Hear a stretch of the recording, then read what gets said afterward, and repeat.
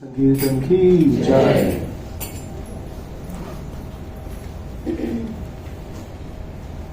मागच्या वेळेस आपण रामनवमी साजरी केली. त्याच्या आधी जेव्हा गीता क्लास घेतला होता तेव्हा कुठला श्लोक केला होता? 7.1.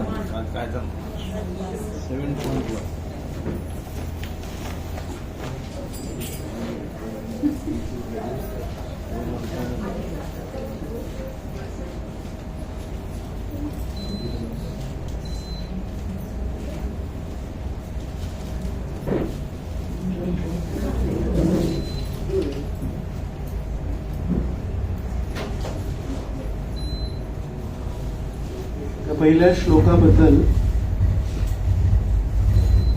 कोणाला आठवत आहे काही? एखादा मुद्दा सांगणार? सगळ्यात मोठं निसंदेह कसा जाणू शकेल ते आता ऐक. खूप एकदम सुंदर सांगितलं त्यांनी की निसंशय कसं, असंशयम समग्रम. समग्रम म्हणजे पूर्णपणे, आणि एक निसंशय. पूर्णपणे मला कसा जाणशील आणि निसंशय कसा जाणशील हे आता माझ्याकडून ऐक म्हणून. या श्लोकावर आपण चर्चा केली होती आणि एक आपण बघितलं की एक अवरोहण पंथ आणि एक आरोहण पंथ असतं. अवरोहण पंथ म्हणजे जेव्हा आपल्यापेक्षा जे श्रेष्ठ आहेत ते आपल्याला सांगतात, आणि आरोहण पंथ म्हणजे जेव्हा आपण स्वतःच्या शक्तीवर काहीतरी उच्च गोष्ट समजण्याचा प्रयत्न करतो. तर अध्यात्मामध्ये विशेष अवरोहण पंथाला जास्ती महत्व आणि जास्ती सोपं आहे. तुम्ही इथे येऊ शकता, इथे एसी नाही, इथे नाही ना, इथे जास्ती नाही होत ना, इथे बसतो.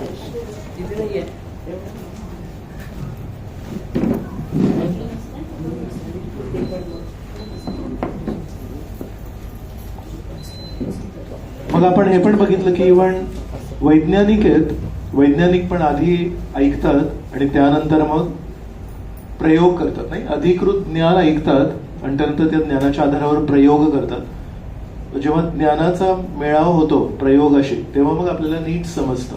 तसं आध्यात्मिक मार्गावर पण आधी ज्ञान मिळवणं महत्वाचं आहे आणि त्यानंतर मग त्यानुसार प्रयोग करणं महत्वाचं आहे.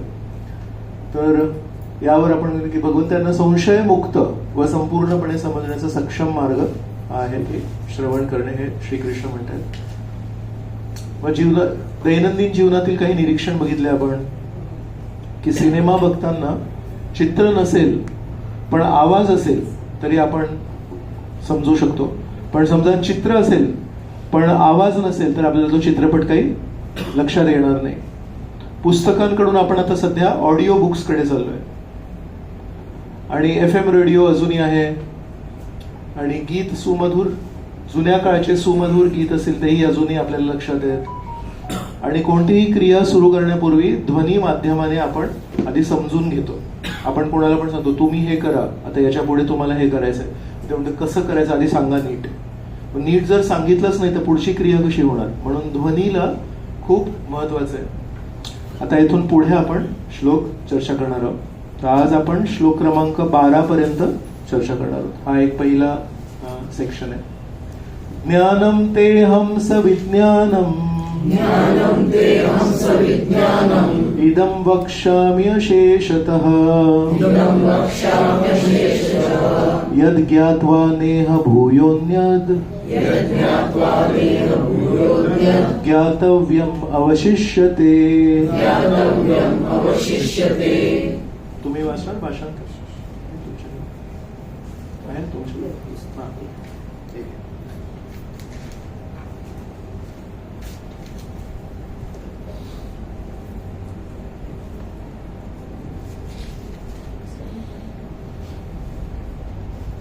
दुसरा श्लोक. प्रत्यक्ष ज्ञान आणि दिव्य ज्ञान हे दोन्ही प्रकारचे ज्ञान मी तुला पूर्णपणे सांगेन. हे जाणल्यावर तुला आणखी काही जाणावयाचे शिल्लक राहणार नाही. या श्लोकामध्ये पण एक शब्द आहे दुसऱ्या वाक्यात, दुसऱ्या ओळीत, अशेषतः आहे बघा. अशेषतःचं काय आहे भाषांतर? पूर्णपणे. सो ज्ञान आणि विज्ञान, इदम वक्ष्यामि. सो वक्ष्यामीचं काय आहे भाषांतर? हा, तर पूर्ण पहिल्या श्लोकात पण म्हणाले निसंशय आणि पूर्णपणे मी आता तुला सांगणार आहे. पण निसंशय शब्दाला आता पुन्हा श्रीकृष्ण त्याचा खुलासा करतात आणि म्हणतात मग आता दोन गोष्टी सांगायला लागतील तुला. एक आहे ज्ञान आणि एक आहे विज्ञान. साधारणपणे ज्ञान कशाचं असणार थोडंसं सांगणार कोणी? ज्ञान म्हणजे साधारणपणे काय? या लॅपटॉप बद्दल ज्ञान सांगायचं असेल म्हणजे कशावर ज्ञान येणार? माहिती एक आणि कसं बनलंय काय कसं बनलंय ते. ओके. आणि ना याचं रेझोल्युशन काय आहे, उपयोग काय, याच्यावर आपण काय काय करू शकतो. सो साधारणपणे इन अ जनरल फिलॉसॉफिकल वे ज्ञान म्हणजे याची शक्ती काय, हा लॅपटॉप काय काय करू शकतो. अरे मला तुझ्या लॅपटॉप बद्दल सांग. त्याच्यामध्ये मी व्हिडिओ प्ले करू शकतो, ऑडिओ प्ले करू शकतो, झूम करू शकतो. ज्ञान. आणि विज्ञान म्हणजे काय माहितीये, या लॅपटॉपचं आता जिवंत वस्तू नाही आहे म्हणून आपण ते लागू होत नाही, पण एखाद्या व्यक्तीबद्दल सांग मला. ते ज्ञान म्हणजे त्या व्यक्तीची शक्ती किती आहे, त्या व्यक्तीचा इन्फ्लुएन्स किती आहे, प्रभाव किती पसरलेला आहे, ते त्याचं ज्ञान माहिती आहे का, कोण आहे. बरोबर. आणि विज्ञान म्हणजे काय माहितीये, विज्ञान म्हणजे तो व्यक्ती मूळचा कसा आहे, कोण आहे. एक आहे त्याची बाह्य शक्ती, त्याचा रुबाब किती आहे. आणि विज्ञान म्हणजे थोडं आंतरिक, थोडं खोल. सो हा व्यक्ती एक, या व्यक्तीचं व्यक्तिमत्व काय आहे. प्रेमळ व्यक्ती आहे, प्रेमळ व्यक्ती असेल, त्याचा रुबाब जास्ती असेल, त्याचा इन्फ्लुएन्स जास्ती नसेल, तर त्याचं दोन वेगवेगळ्या गोष्टी आहेत. एक म्हणजे बाहेरच्या लोकांवर त्याचा प्रभाव काय आणि दुसरा तो मूळचा एक व्यक्तिमत्व काय आहे त्याचं. तर श्रीकृष्ण या दोन शब्दांद्वारे सांगतायत, ज्ञान पण मी तुला सांगेन आता माझ्याबद्दल, पण मी तुला मुख्य आपण बघत होतो की 6व्या अध्यायापर्यंत एक थोडं ज्ञानच होतं भरपूर. कर्म म्हणजे काय, कर्तव्य म्हणजे काय, आत्मा काय. पण 7व्या अध्यायापासून 12व्या अध्यायापर्यंत आपण म्हटलं की यावर भर, जो केंद्रबिंदू आहे तो आत्म्यावर नाहीये. आत्म्यासाठी योग्य काय, आत्म्यासाठी चांगलं काय, याच्यावर हा केंद्रबिंदू होता पहिल्या 6 अध्यायांमध्ये. 7 ते 12 मध्ये केंद्रबिंदू आहे परमेश्वरावर. तर म्हणून आधी ती पाया मांडणी केली की तू कोण आहेस. डायरेक्टली स्वतःबद्दल सांगायला सुरुवात केली तर तो अर्जुन पण म्हणेल मी तुला प्रश्न विचारतोय माझ्याबद्दल, मी काय करावं आणि तू स्वतःच सांग. म्हणून आधी ते सांगितलं की तू कोण आहेस, तुझ्यासाठी श्रेयस्कर काय आहे. त्याच्यामध्ये 6 अध्याय गेले आणि 7 पासून 12 पर्यंत आता स्वतःबद्दल सांगणार आहेत. सो बेसिकली श्रीकृष्ण आता विज्ञानाबद्दल बोलणार आहेत की माझा प्रभाव किती हे पण सांगेन तुला, पण मी नक्की व्यक्तिमत्व काय आहे माझं हे सांगेन तुला. तर ज्ञानम तेहम स विज्ञानम इदम वक्ष्यामि अशेषतः. अजिबात काही उरणार नाही. आणि यद ज्ञात्वा नेह भूयोन्यद ज्ञातव्यम अवशिष्यते. आणि हे जर 2 गोष्टी तू ऐकून घेतल्यास माझ्याकडून, जाणून घेण्यासाठी न अवशिष्यते, मग काही उरत नाही. सो इन एसेन्स मी तुला तर सगळं काही सांगणार आहे.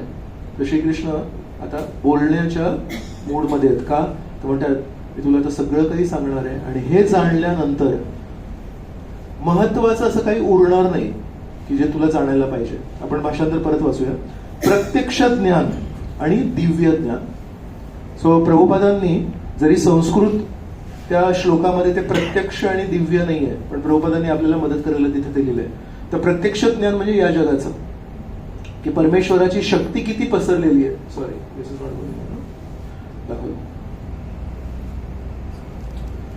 सो परमेश्वराची शक्ती किती पसरली आहे ते प्रत्यक्ष ज्ञान झालं. प्रति अक्षर डोळ्यांनी जे बघू शकतो त्याला म्हणतात प्रत्यक्ष.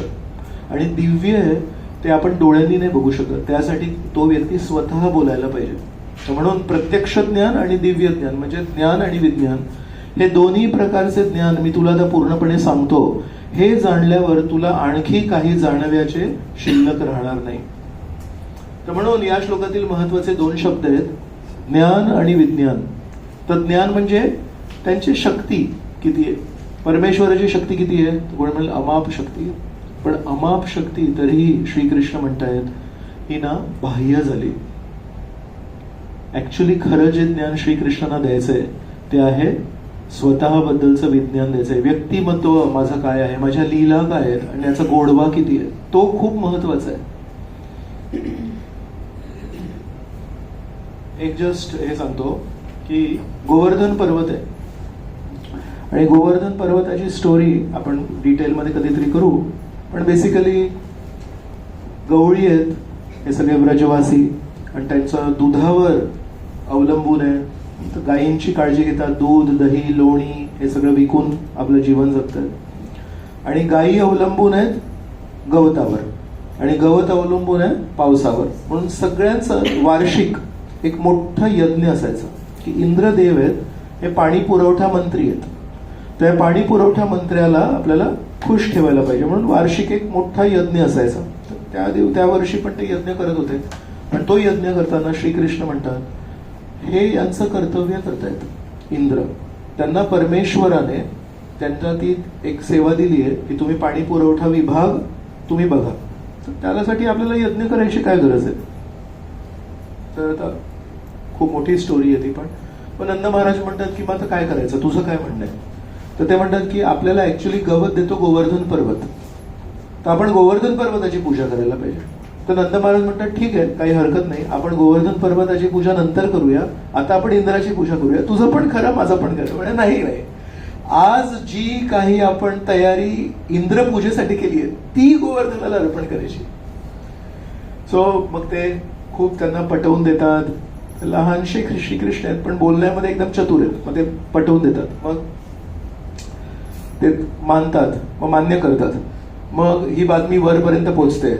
मग इंद्रदेव म्हणतात आजपर्यंत हे लोक मला नेहमी अर्पण करायचे पूजा आणि आज एका लहानशा मुलामुळे यांनी ठरवलं मला नाही करायचं, तर मी यांना सोडणार नाही. मग अगदी प्रलयाच्या वेळेस जो पाऊस पडतो, संवर्तक ढग असतात, त्या संवर्तक ढगांनी पाऊस पडायला लागतो. अशा एवढं मोठं खांबासारखे थेंब पडत होते आणि काही मिनिटांमध्ये पूर्ण वृंदावनामध्ये पाणी पाणी पाणी. उंचवटा कुठे, खड्डा कुठे, काही नाही, सगळं पाणी. गायी, मोर, हरिण, माणसं सगळे त्यामध्ये बुडायला लागले. मग हे सगळे श्रीकृष्णांकडे आले की अरे तू म्हणाला होतास म्हणून आम्ही केलं. मग श्रीकृष्णांनी गोवर्धन पर्वत उचललं. बरोबर. ते जे चित्र आहे ते बघून जर कोणी म्हटलं की प्रभूजी मला ना एकाने विचारलं की श्रीकृष्ण परमेश्वर त्याचा पुरावा काय, तर मग मी हे सांगितलं की डाव्या हाताच्या करंगळीवर जर कोणी गोवर्धन पर्वत उचलू शकतो तर ते परमेश्वर. तर हे जर आपण आपल्याला कोणी सांगितलं तर आपल्याला हे पण माहिती पाहिजे की गोवर्धन पर्वत आहे हे वृंदावनामध्ये आलं कसं याची स्टोरी माहिती आहे कोणाला. तर द्रोणाचल म्हणून एक पर्वत आहे. तर द्रोणाचलचा तो मुलगा आहे गोवर्धन आणि त्याचा जन्म झाला हिमालयामध्ये. पण गोवर्धन पर्वत हा मूळचा आध्यात्मिक जगतातला आहे. आध्यात्मिक जगतामध्ये जे श्रीकृष्ण राहतात तिथे. तर तेव्हा एकदा श्रीकृष्णांना जेव्हा वेळ झाली होती इकडे यायची, यदा यदा ही धर्मसे, तेव्हा राधाराणीला म्हणतात की मला जायची वेळ झाली तर मला तर जायचंय, पण तुम्ही पण आले तर बरं आहे, तुमच्याशिवाय मी एकटा आहे. तेव्हा राधाराणी म्हणतात की मला जर तुमच्यासोबत यायचं असेल तर मला वृंदावन, यमुना आणि गोवर्धन पर्वत हे 3 गोष्टी लागणार. तर आध्यात्मिक जगतामध्ये जे आहे ते पण मला तिथे लागणार, नाही तर मी येणार नाही. बरोबर आहे ना. बॅरॅक ओबामा जेव्हा येतो, जो बायडन जेव्हा येणार तेव्हा सगळं येऊन जातो ना. त्याची कार लागते त्याला, त्याची अमेरिकेमध्ये जी कार आहे ती इथे येते आणि या रस्त्यांवर तो त्याच्याच कारमध्ये, इथे आपल्या कारमध्ये नाही फिरतो. तर तसं राधाराणी म्हणतात की मग ते सगळं पण. म्हणून गोवर्धन आणि यमुना नदीला आधीच पाठवलं होतं श्रीकृष्ण. मग तेव्हा राधाराणीला म्हणतात की गोवर्धन आणि यमुना ऑलरेडी गेले आहेत खाली. तर ते जे गोवर्धन पर्वत आहे ते हिमालयात होतं.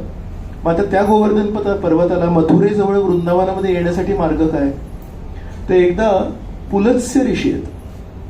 पुलत्स्य ऋषी कोण. रावणाचे आजोबा. रावणाचे वडील होते विश्रव ऋषी. विश्रव ऋषी खूप हँडसम होते, खूप सुंदर होते. तर विश्रव ऋषीची जी एक ऋषी पत्नी होती तिला सोडून एक राक्षसी त्यांच्या प्रती आकर्षित झाली आणि तिने त्यांना ठगवलं. तिने वेगळं रूप घेतलं आणि विश्रव ऋषींसोबत त्यांनी संबंध ठेवला. त्या संबंधातून विश्रव ऋषी आहेत. विश्रव ऋषी आणि त्या राक्षसीच्या संबंधातून रावण, कुंभकर्ण, शूर्पणखा, खर, दूषण हे सगळे जन्मले.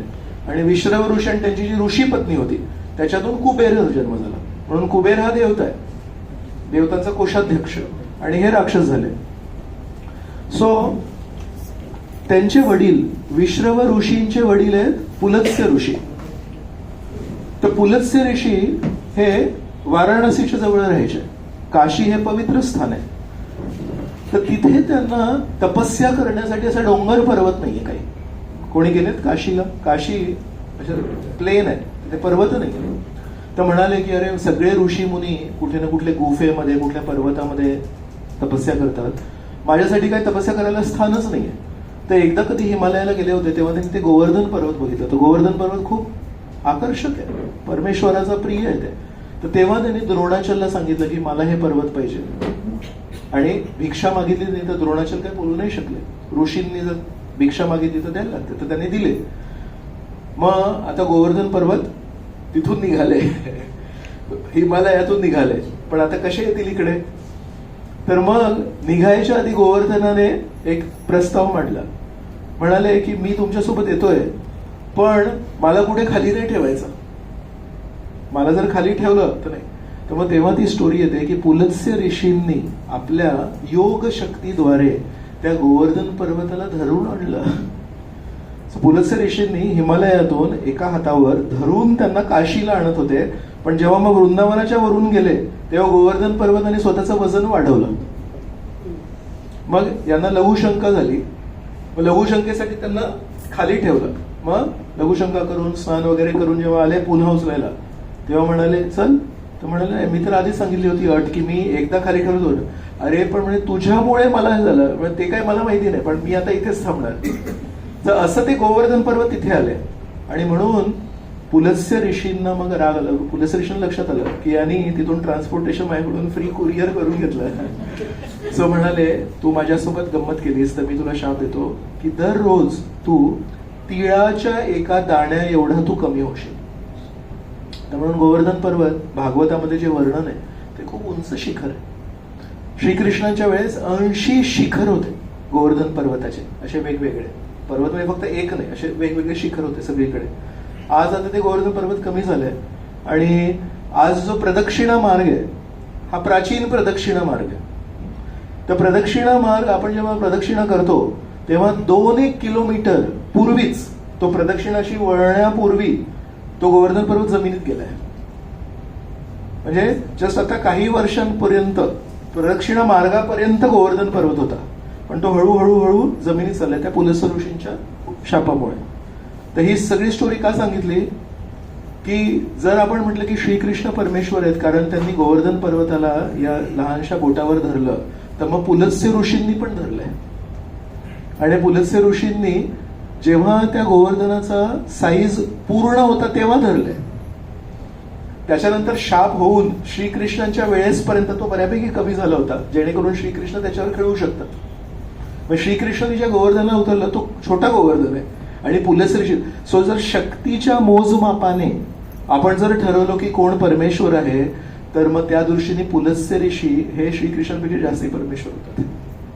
म्हणून ज्ञान हे कमी महत्वाचं आहे आणि विज्ञान हे जास्ती महत्वाचं आहे. म्हणून श्रीकृष्णांची शक्ती किती आहे हे दुय्यम स्तराचा पुरावा आहे की श्रीकृष्ण परमेश्वर आहेत. पण श्रीकृष्णाचं व्यक्तिमत्व किती गोड आहे आणि श्रीकृष्ण किती प्रेमळ आहेत ते प्राथमिक पुरावा आहे की श्रीकृष्ण किती परमेश्वर आहेत. कारण उचलायला, वस्तू उचलायला किंवा ज्ञान बोलायला शक्य आहे, पण खरी परीक्षा काय माहिती आहे? सगळ्यांवर यथोचित प्रेम करणे. असा कोण व्यक्ती आहे ज्याला कोणीतरी येऊन एक त्याची प्रशंसा करेल की तुझ्या जीवनामध्ये एकही असा व्यक्ती नाही, एकही असा प्राणी नाही जो तुमच्यापासून तुमच्या प्रेमामुळे असमाधानी आहे. Is there anybody like that? So कदाचित पर्वत उचलायला शक्ती आहे पुलत्स्य ऋषींकडे, पण पुलत्स्य ऋषींकडे ही क्वालिफिकेशन आहे का की पुलत्स्य ऋषींच्या जीवनामध्ये जितके जीव जंतू त्यांच्याशी संबंधित आले ते त्यांच्या प्रेमामध्ये पूर्णपणे वाहून गेले, आणि सगळेजण म्हणतायत मी पुलत्स्य ऋषींना तितकंसं प्रेम नाही करू शकलो जेवढं पुलत्स्य ऋषीने मला प्रेम केलं. सो म्हणून शक्तीचं प्रदर्शन आपल्या दृष्टीने खूप मोठी गोष्ट आहे, पण खरी वास्तविकता याच्यामध्ये विचार केला, आज जी गोष्ट कोणी हाताने करत होता त्यासाठी आज मशीन्स. गीता कोर्समध्ये मी नेहमी एक व्हिडिओ दाखवतो की गणपतीची आरती करायला आपण अशी हाताने आरती करतो. आज लोकांना त्याचा पण कंटाळा येतो, मग त्यासाठी एक रोबोट बनवलाय, तो रोबोट अशी आरती करतो. सो शक्तीच्या दृष्टीने जर बघितलं the machines have already overtaken humans. हत्ती मोठे मोठे दगड ठेवायचे मंदिरं बांधण्यासाठी, आज त्याच्यासाठी क्रेन आहे, आज त्याच्यासाठी जेसीबी आहे, आज त्याच्यासाठी त्याची उंच सगळं उचलणारी आहे. सो शक्तीच्या मोजमापाने जर आपला मोठेपणा जर ठरलं तर machines have already gone ahead. पण ह्या सर्व मशीन्स, सर्व technology, including Google, including AI, मनुष्य एक काम करू शकतो जे AI पण नाही करू शकत. काय असेल? प्रेम करणे, भावना व्यक्त करणे. म्हणजे AI ला जर लिहिलं आय लव्ह यू, तो कदाचित म्हणेल आय लव्ह यू टू, पण त्या आय लव्ह यू टू मध्ये भावना शून्य वाक्य येते. बट जेव्हा एक व्यक्ती, जिवंत व्यक्ती म्हणतो आय लव्ह यू टू, त्या आय लव्ह यू टू मध्ये किती शक्ती आहे, राईट? सो जस्ट एका व्यक्तीला जर म्हटलं आय लव्ह यू, त्या आय लव्ह यू साठी तो व्यक्ती त्या व्यक्तीसाठी काही करू शकतो. सो म्हणून या डोळ्यांना असं वाटतं की शक्ती खूप महत्वाची आहे, आणि नॉर्मल बुद्धीला पण वाटतं शक्तिशाली कोण आहे, तो मोठा, तो परमेश्वर. पण श्रीकृष्ण भगवद्गीतेमध्ये सांगतायत शक्तीच्या दृष्टीने मोठेपणा नाही ठरत, ऍक्च्युली निर्मळ प्रेम करण्याच्या दृष्टीने मोठेपणा ठरतो. आणि या एका क्षेत्रामध्ये श्रीकृष्णांचा हात धरायला कोणीच नाहीये, मिलो मिलो दूर कोणी नाही. श्रीकृष्णांनी आपल्या भक्तांवर जेवढं प्रेम केलं निर्मळपणे आणि पूर्णपणे स्वतःला अर्पण करून, कोणी असू दे, एकही स्टोरी नाहीये पूर्ण भागवतामध्ये ज्याच्यामध्ये तुम्ही म्हणू शकता प्रभूजी यांनी श्रीकृष्णांसाठी सर्वस्व अर्पण केलं आणि श्रीकृष्णाने त्यांना कुठे काय केलं, श्रीकृष्णाने त्यांना त्याग केला, श्रीकृष्णाने त्यांना दुर्लक्ष केलं. सो हा एक क्षेत्र, हे नेहमी म्हणतो गीता कोर्समध्ये ही पण एक गोष्ट म्हणतो की सर्व देवी देवतांना श्रीकृष्णांनी सगळे डिपार्टमेंट डेलिगेट केलेत. तुम्ही ऊर्जा मंत्री, तुम्ही पाणी पुरवठा मंत्री, तुम्ही विद्या मंत्री, तुम्ही हे मंत्री, शिक्षण मंत्री. पण एक क्षेत्र किंवा एक विभाग श्रीकृष्णांनी कोणालाही डेलिगेट नाही केला, तो त्यांनी स्वतःकडे ठेवलाय. ते आहे प्रेम करायचे विभाग. म्हणून श्रीकृष्ण एक जर्मन व्यक्ती आहेत, त्यांनी भरपूर वैदिक ग्रंथ वाचले आणि म्हणाले कधी दुर्गाची स्तुती आहे, कधी शंकराची स्तुती आहे, कधी गणेशाची स्तुती आहे, कधी श्रीकृष्णाची स्तुती आहे. मला जाऊन बघायचं याच्यामध्ये की नक्की या हिंदू धर्मामध्ये परमेश्वर कोण आहे. तर ते संशोधन करायला भारतात आले आणि सगळे मंदिरं फिरले आणि सगळे मंदिरं फिरून प्रभुपादांचे गुरु आहेत भक्ती सिद्धांत सरस्वती, त्यावेळेची गोष्ट आहे, त्यांना जाऊन भेटले आणि म्हणाले की मी जर्मनीहून इथे आलो कारण मला एक लक्षात आलं तुमच्या वैदिक ग्रंथांमध्ये परमेश्वरावर रिसर्च केलाय, आम्ही पाश्चात्य संस्कृतीमध्ये या जगामध्ये रिसर्च केलाय. दगडाचे काय प्रकार, पाणी किती, नद्या किती, समुद्र किती, त्याच्यामध्ये आम्ही खोल कर, पण अध्यात्मामध्ये आम्ही खूप पहिली दुसरीत आहोत. आणि भारतामध्ये या जगामध्ये रिसर्च नाही केलं कधी. सगळे ऋषीमुनी हे अध्यात्मामध्ये रिसर्च करतात. तर हे म्हणाले हे सगळं जाणून घेण्यासाठी मी तिथून आलो आणि मग कधी दुर्गाची स्तुती, कधी शंकराची. तर हे सगळे मंदिरं करून आता मी एका निष्कर्षाला पोहोचलोय. तर त्यांनी विचारलं काय निष्कर्ष आहे तुमचा, तर म्हणाले मी एका निष्कर्षाला पोहोचलोय की सगळे खूप मोठे मोठे व्यक्ती आहेत हे तुमचे देवी देवता, पण म्हणतात श्रीकृष्ण परमेश्वर आहेत, सगळ्यात वर श्रीकृष्ण आहेत. म्हणाले का, तर म्हणे सगळ्याच्या हातामध्ये मला शस्त्र दिसले. म्हणजे त्यांना काही ना काहीतरी करायला लागतं, स्वतःचं रक्षण करायला लागतं किंवा दुसऱ्यांचं रक्षण त्यांना करायला लागतं. म्हणजे एकच व्यक्ती जे फक्त आनंद घेत आहेत, बासुरी वाजवतो आणि आनंद घेत आहेत. म्हणतात त्यांच्या आजूबाजूला पण कोणी शस्त्र नाही, काही नाही, प्रेम करतात फक्त. तर म्हणाले याच्यावर मला लक्षात आलं की जो मोठा व्यक्ती असतो, श्रीमंत व्यक्ती असतो, तो ऍक्च्युली काही करत नाही, त्याच्या खाली सगळे लोक काम करायला असतात, तो काय करतो, तो आराम करतो. म्हणून या गोष्टीवरून मला एक लक्षात आलं की श्रीकृष्ण एकटे हे परमेश्वराच्या पोझिशनसाठी आहेत म्हणून. तर म्हणून इथे हे खूप महत्वाचं आहे की शक्ती जरी आपल्याला खूप आकर्षक आहे पण ती अध्यात्माच्या दृष्टीने शक्ती दुय्यम स्तरावर येते. कारण जर कोणी तपस्या वगैरे केली तर आपण त्या शक्तीचा एक कणभर वापर आपल्याला पण करायला मिळू शकतो. पण खरोखर आपलं व्यक्तिमत्व गोड करणे, खरोखर लोकांना अटी विना प्रेम करणे, अटी विना स्वतःला to extend yourself, that is the most biggest challenge. सकाळपासून संध्याकाळपर्यंत उपवास करणं सोपं आहे, पण ऍक्च्युली सकाळपासून संध्याकाळपर्यंत सगळ्यांप्रती सद्भावना ठेवून त्यांच्या हिताचा सदैव क्षणोक्षणी विचार करणं, दिस इज अ बिगर चॅलेंज. तर म्हणून ज्ञानम तेहम सविज्ञानम. सो हा तिसरा श्लोक. मनुष्याणां सहस्रेषु कश्चित् यतति सिद्धये यततामपि सिद्धानां कश्चिन् मां वेत्ति तत्त्वतः.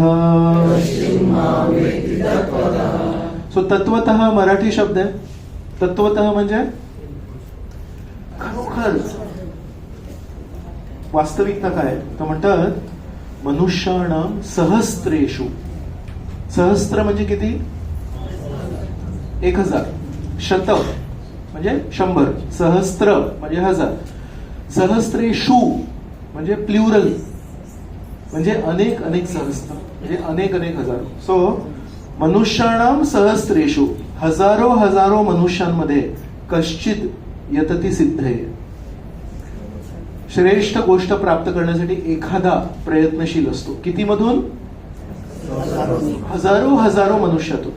यतताम अपि सिद्धानाम आणि अशा यशस्वी हजारो हजारो लोकांतून कश्चित माम वेत्ती तत्वतः मी नक्की आहे तरी कोण या प्रश्नाचं उत्तर हजारो हजारो कोटी कोटी लोकांमधून एकाला माहिती असतं असं श्रीकृष्णांचं म्हणणं आहे. हीच भावना श्रीकृष्ण या अध्यायामध्ये, कारण इथे मी म्हटलं ना ज्ञानम तेहम सविज्ञानम दोन्ही गोष्टी सांगतायत. या अध्यायामध्ये अजून 2 वेळा म्हणतात हीच गोष्ट, हीच भावना. एक आहे श्लोक क्रमांक 19. जाणार श्लोक क्रमांक 19 पर्यंत.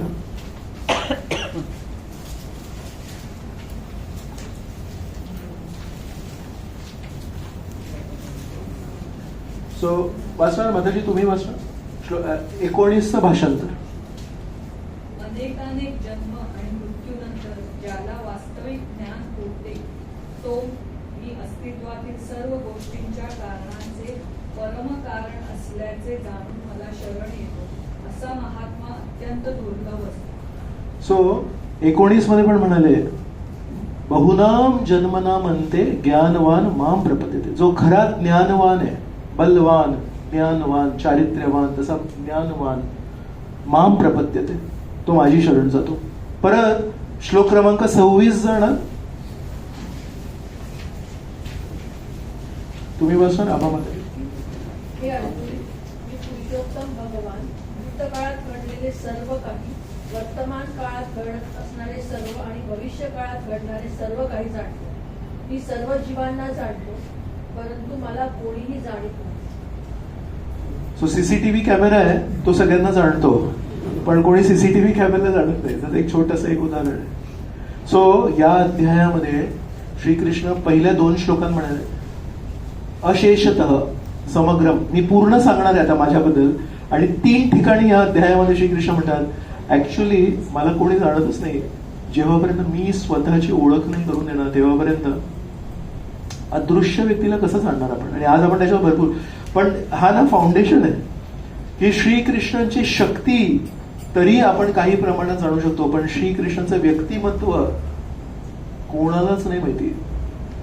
जेव्हापर्यंत तुम्ही श्रीकृष्णांकडून ऐकणार नाही गीतेमध्ये तेव्हापर्यंत श्रीकृष्णांना कोणीही जाणू शकत नाही.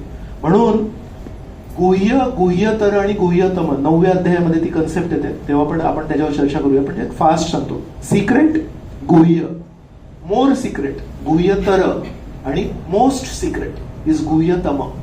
9.2 इज इदम गुह्यतमम ज्ञानम प्रवक्ष्यामि अनसूयवे. तर म्हणतात आता ना मी तुला हायेस्ट सिक्रेट सांगेन. ज्ञान म्हणतात गुह्यतमम. त्याच्यात हायेस्ट सिक्रेट काय आहे? मग त्याच्यावर येतं गुह्य सिक्रेट म्हणजे आपण शरीर नाहीये, आपण आत्मा आहे. ही itself 99% of the population does not know this. आणि पूर्ण आजची जी आधुनिक संस्कृती तयार केली आहे किंवा ज्या दिशेने अजून तयार होते, शारीरिक सुखासाठी प्रयत्नशील होतो. शरीराला अजून आपण कसं लाड करू शकतो, दॅट इज ऍडव्हान्समेंट. चांगलं खायला मिळालं तर ऍडव्हान्समेंट, चांगलं झोपायला मिळालं तर चांगल्या गाड्या तर ऍडव्हान्समेंट. आतमध्ये आपण जो तो पिंजऱ्यातला जो पोपट आहे तो अजूनही तसंच आहे. राईट. सो दॅट इज गुह्य सिक्रेट. आपलं अस्तित्व काय आहे हेच सगळ्यात मोठं सिक्रेट झालंय आधुनिक काळामध्ये. सो इज दिस, ही अधोगती आहे की प्रगती आहे? पण हे जर तुम्ही या रूमच्या बाहेर बोललात तर तुम्हाला वेगळ्या नजरेने बघतील लोक. काय झालं तुम्हाला, तब्येत बरी आहे ना तुमची? नाही. सो दॅट इज गुह्य, की मी शरीर नाही मी आत्मा आहे. याच्या ही जी प्राथमिक आहे हा आ ई चा आहे हा अध्यात्माचा, की मी शरीर नाही मी आत्मा आहे. आणि म्हणून माझं कल्याण हे आध्यात्मिक मार्गावर आहे, शारीरिक मार्गावर आहे. शरीराची काळजी घ्यायची आहे पण लाड नाही करायचे. हे गुह्य आहे. त्याच्यापेक्षा हायर सिक्रेट इज की परमेश्वर हे शक्ती नाही आहेत, परमेश्वर एक व्यक्ती आहेत. आणि म्हणून त्या व्यक्तीकडून आपलं पण एक व्यक्तिमत्व आहे, अंश मात्र. दिस इज हायर सिक्रेट, गुह्य तर. मग आता हे जर गुह्य आहे, जे आज सगळ्यांना कोणालाच नाही माहिती, आणि गुह्य तर आहे की परमेश्वर व्यक्ती आहे, मग गुह्य तम काय, हायेस्ट सिक्रेट काय ऐकायचे? 9 चॅप्टर मध्ये सांगितलं तर चालेल? आता सांगा. Good, okay. सो मला तेच बघायचं होतं, इगरनेस आहे का? नाही, मला सांगा. काय माहितीये, हा जो आत्मा आहे, व्यक्तिमत्व असणारा आत्मा, आणि गुह्य तर मध्ये काय होतं, परमेश्वर पण व्यक्ती आहे. हा आत्मा व्यक्ती आणि हा परमेश्वर व्यक्ती, या दोघांचे घट्ट प्रेमाचे संबंध स्थापित होऊ शकतात. दिस नोबडी नोज. तर जेव्हापर्यंत आपण परमेश्वराला परमात्मा म्हणून बघतो, हृदयास्थित परमात्मा, तो परमात्मा कसे असतात, अनासक्त आहेत ते आपले बघतात. आपण कधी चुका करतो तर काही बोलत नाहीत, आपण चांगलं करतो काही बोलत नाहीत, इथे नुसते बघतायत. 13व्या अध्यायामध्ये उदासीनवत आसीन असक्तम तेषु कर्मसु. असक्त आहे मी, परमात्मा रूपी परमेश्वर हे हृदयामध्ये नुसतं बघत असत, फक्त ते साक्षी आहेत. आपण जे काही करतो त्याला साक्षी आहेत, आणि म्हणून मग त्याच्यानंतर निकाल लागतो आपल्या शेवटी. तर मी आत्मा आहे हेच नाही माहिती, परमेश्वर व्यक्ती आहेत हेच नाही माहिती. विचार करा, या परमात्म्याशी मी नातं जोडू शकतो, त्यांना मी प्रेम करू शकतो, ते मला प्रेम करायला आतुर आहेत, हे ज्ञान किती किती किती दुर्मिळ आहे. सो ते ज्ञान 9व्या अध्यायामध्ये येतं. म्हणून 9व्या अध्यायाचा जो शीर्षक आहे ते आहे भक्तियोग. आणि श्रीकृष्ण बोलताना सुरुवातीलाच म्हणतात, आता मी तुला सिक्रेट नाही सांगणार. सिक्रेट तर दुसऱ्याच अध्यायामध्ये सांगितली. 7व्या अध्यायामध्ये आणि 8व्या अध्यायामध्ये मी व्यक्ती आहे म्हणून हायर सिक्रेट सांगितली. 9व्या अध्यायामध्ये सेंटर ऑफ द गीता आहे, 18 अध्यायांची गीता आहे, त्याच्यामध्ये सेंटर मध्ये इति गुह्यतमम ज्ञान, सगळ्यात गुह्यतम हायेस्ट सिक्रेट इज तू मला प्रेम करू शकतोस आणि मी तुला प्रेम करतोच आहे. त्यामुळेच मी ही सगळी सृष्टी बनवली आणि त्याच्यासाठी मी तुला एवढं सगळं केलं. जरी तू मला विसरलास तरी मी तुला विसरलो नाहीये. ही जेव्हा आपल्याला जाणीव होते तेव्हा आपण ऍक्च्युअली विचार करतो, आजपर्यंत सगळ्यांवर प्रेम केलं, पण जो मूळ व्यक्ती आहे त्याला कधी प्रेमच नाही केलं. आजपासून कमीत कमी मी श्रीकृष्णांवर प्रेम करेन. So that is highest secret. तर म्हणून 3 वेळा या अध्यायामध्ये म्हणतात, मला कोणी ओळखतच नाही, मला कोणी ओळखतच नाही, मला कोणी, मी कोण हे कोणाला माहितीच नाहीये. म्हणून मोठे मोठे ऋषी मुनी आहेत. 10व्या अध्यायाचा 2रा श्लोक आहे हा, नमे विदु सूरगण प्रभवम न महर्षय अहम आदिर्हि देवानाम महर्षयं च सर्वशः. की असुर असतील, राक्षस असतील, देवता असतील किंवा मोठे मोठे महर्षी असतील, म्हणतात मी त्यांच्या पूर्वीचा आहे ना, म्हणून यातील अनेक लोक मला ओळखत नाहीत. सो मग हे जे श्रीकृष्ण आहेत यांना जर जाणून घ्यायचं असेल, जसे आहेत तसे जाणून घ्यायचं असेल तर काय मार्ग आहे? संशोधन करू शकतो का? एकच मार्ग आहे की जेव्हा ते श्रीकृष्ण स्वतःबद्दल सांगतील तेव्हा. आणि जर आपला जन्म 5000 वर्षापूर्वी झाला असता, महाभारतामध्ये जे कॅरेक्टर्स आहेत पांडव कौरव यांच्या पूर्वी जर झाला असता, 7वं अध्याय नसतं आपल्याकडे. So highest before Krishna came in this world, Shrikrishna या जगामध्ये येण्यापूर्वी हायेस्ट पॉसिबल वॉज मी आत्मा आहे हे जाणून घेणे आणि हृदयामध्ये सर्वांच्या परमात्मा आहे एवढं जाणून घेणे. याच्या पुढे शक्य नव्हतं. ते श्रीकृष्ण 5000 वर्षापूर्वी आले, प्रेमाचे संबंध स्थापित केले आणि आपलं निर्मळ प्रेम सगळ्यांना प्रदर्शित केलं. त्याच्यानंतर ते मी व्यक्ती आहे, परमात्मा व्यक्ती आहेत आणि या परमात्म्याशी आपण प्रेमाचे संबंध आणतो, ही हायेस्ट लेवलला गेली आहे. आणि आपला जन्म जरी कलियुगात झाला असेल आणि त्याचे आपले खूप दुष्परिणाम आहेत आपल्यावर, आयु आपली कमी झाली आहे, बुद्धी कमी झाली आहे, स्मृती कमी झाली आहे, आजारही होतो. पण एक सगळ्यात मोठा फायदा आहे कलियुगामध्ये जन्म घेण्याचा, की कलियुग हे श्रीकृष्णांचं गमनानंतर सुरू झालं. त्याच्यामुळे कलियुगामध्ये जरी 1000 दोष आहेत, पण कलियुगाचा एक खूप मोठा फायदा आहे जो सत्ययुगात नव्हता, जो द्वापार युगात नव्हता, जो त्रेता युगात नव्हता. ही श्रीकृष्णांचे शिकवण आणि श्रीकृष्णांचं जीवन चरित्र हे फक्त कलियुगामध्ये उपस्थित आहे. जर आपण त्रेतायुगात जन्म घेतला असता तर श्रीकृष्ण तेव्हापर्यंत आले नव्हते. म्हणून श्रीकृष्णांनी वृंदावनामध्ये काय प्रेम केलं, श्रीकृष्णांनी प्रत्येक परिस्थितीमध्ये पांडवांना कसं वाचवलं, ह्या कथा नव्हत्या. जीवन खूप छान होतं पण श्रीकृष्णांचा गोडवा नव्हता. कलियुगामध्ये बाकी सगळे अडथळे आहेत पण श्रीकृष्णांचं गोड जीवनचरित्र आहे आणि श्रीकृष्णांचं गोड व्यक्तिमत्व आहे. म्हणून सगळे युग, पूर्वीचे 3 युग आणि त्यांचे फायदे एका तराजूवर आणि कलियुगचा दोष एका तराजूवर. पण कलियुगामध्ये सगळ्यात मोठा फायदा आहे की फक्त परमेश्वराचं नामस्मरण करून, परमेश्वराच्या कथा ऐकून आपण ते मिळवू शकतो जे भृगु ऋषी, वशिष्ठ ऋषी, विश्वामित्र ऋषी, गौतम ऋषी, भारद्वाज ऋषी, कण्व ऋषी यांना कधी मिळालं नाही. ते आपल्याला गृहस्थाश्रमात राहून, हिमालयापासून कोटी कोटी मील दूर राहून, आपल्या मुंबईच्या आपल्या शहरात राहून आपल्याला ते मिळण्यासाठी अरेंजमेंट केलेली आहे.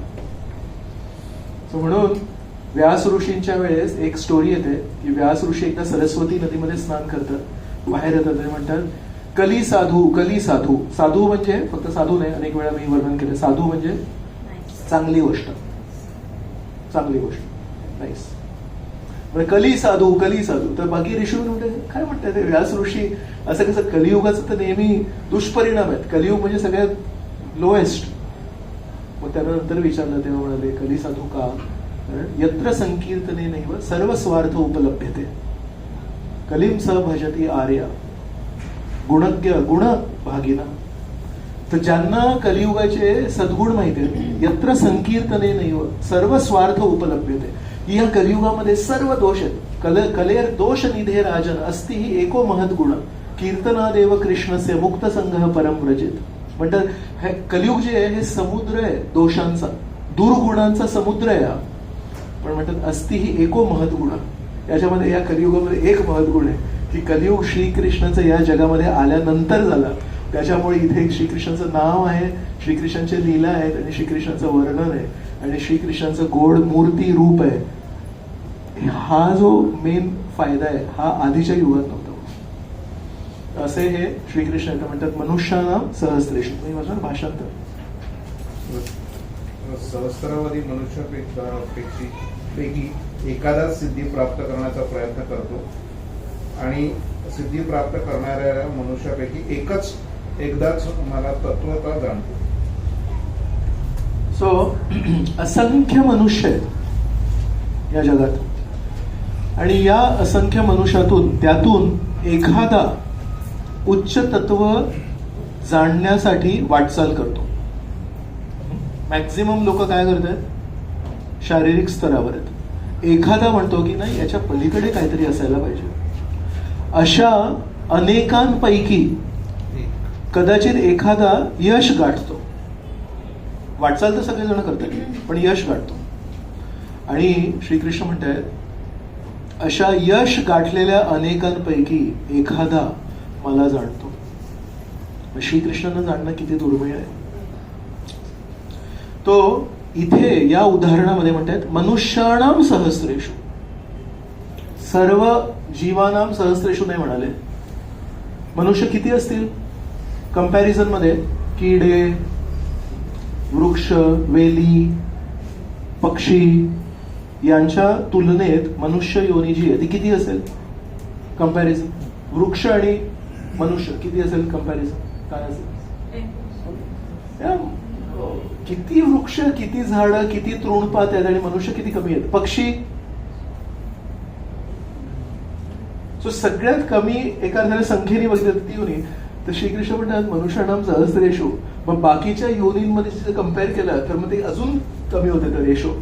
सो ऍक्च्युली जर आपण गीता वाचत असू आणि आपल्याला गीता जाणून घ्यायची इच्छा असेल, can you imagine how rare it is. खूप खूप दुर्मिळ आहे. खूप भाग्यवान आहोत आपण की आपल्या समोर भगवद्गीता आहे आणि आपण हे जाणण्याची इच्छा ठेवतो आणि आपण आपल्या जीवनशैलीमध्ये 2 आठवड्यात एकदा, प्रत्येक आठवड्यामध्ये शुक्रवारी संध्याकाळी या गीतेला स्थान दिलंय. मोठमोठे ऋषी मुनींना जे ज्ञान उपलब्ध नव्हतं ते आपल्याला उपलब्ध श्रीकृष्णांनी करून दिलं. हे ज्ञान किती दुर्मिळ आहे, तसेच सुलभही आहे. दुर्मिळ म्हणजे रेअर आणि सुलभ म्हणजे इझिली ऍक्सेसिबल. असं दोन्ही गोष्ट असू शकतात का? दुर्मिळ पण आहे आणि सुलभ पण आहे. ऍक्च्युली हे दोन्ही विरोधक शब्द आहेत एकमेकांना. राईट. सो दुर्मिळ काय माहितीये, साधारणपणे नाही अवेलेबल, साधारणपणे नाही आहे. पण सुलभ काय माहितीये, ऍक्च्युली फक्त ऐकले श्रीकृष्णांकडून, या भगवद्गीतेमध्ये त्यांचे जे श्लोक ते ऐकले, ऍक्च्युली सुलभ आहे पण तरी पण दुर्मिळ आहे. केवळ श्रवण मात्र केलेलं होतं. सो हाऊ टू अंडरस्टँड दिस, याच्यासाठी मी एक थोडंसं उदाहरण देतोय. एका लोखंडाच्या अशी एक स्ट्रीप आहे, त्याला मॅग्नेटाइज कसं करतात असं दाखवतो. तो जो मॅग्नेट आहे तो असं त्याच्यावर घासतात. बेसिकली लोखंडाची जी ती सळी असेल किंवा काही स्ट्रीप असेल तर त्याच्यामध्ये असे वेगवेगळे त्याचे जे अणू आहेत ते असे थोडे विखुरलेले असतात, त्याचं डायरेक्शन वेगळं असतं. जेव्हा आपण मॅग्नेट घेऊन असं रब करतो त्याला, सो मायक्रोस्कोपिकली त्याचे पार्टिकल्स आहेत ते सगळे असे अलाइन होतात. They also become north south. So that's how you magnetize. एक मॅग्नेट घ्यायचा, परत रब करायचा, नॉर्थ पोल साऊथ पोल, जो तुम्ही पोल रब करताय त्याच्यानुसार होणार. सो एक जस्ट हा व्हिडिओ आहे.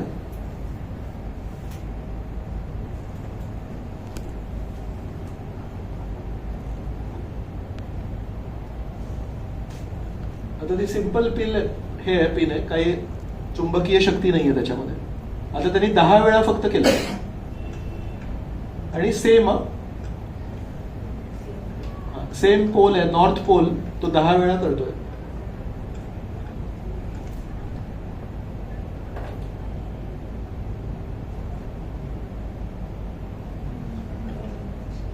जस्ट 10 वेळा त्यांनी केलं तर अजून करून ते ऍक्च्युली मॅग्नेट बनतं. सो हे उदाहरण मी कशाला देतो सीन इथे, वाय एम आय शोईंग दिस. अजून आता 10 स्ट्रोक देतोय तो. आधी 10 झाले, आता हे अजून 10.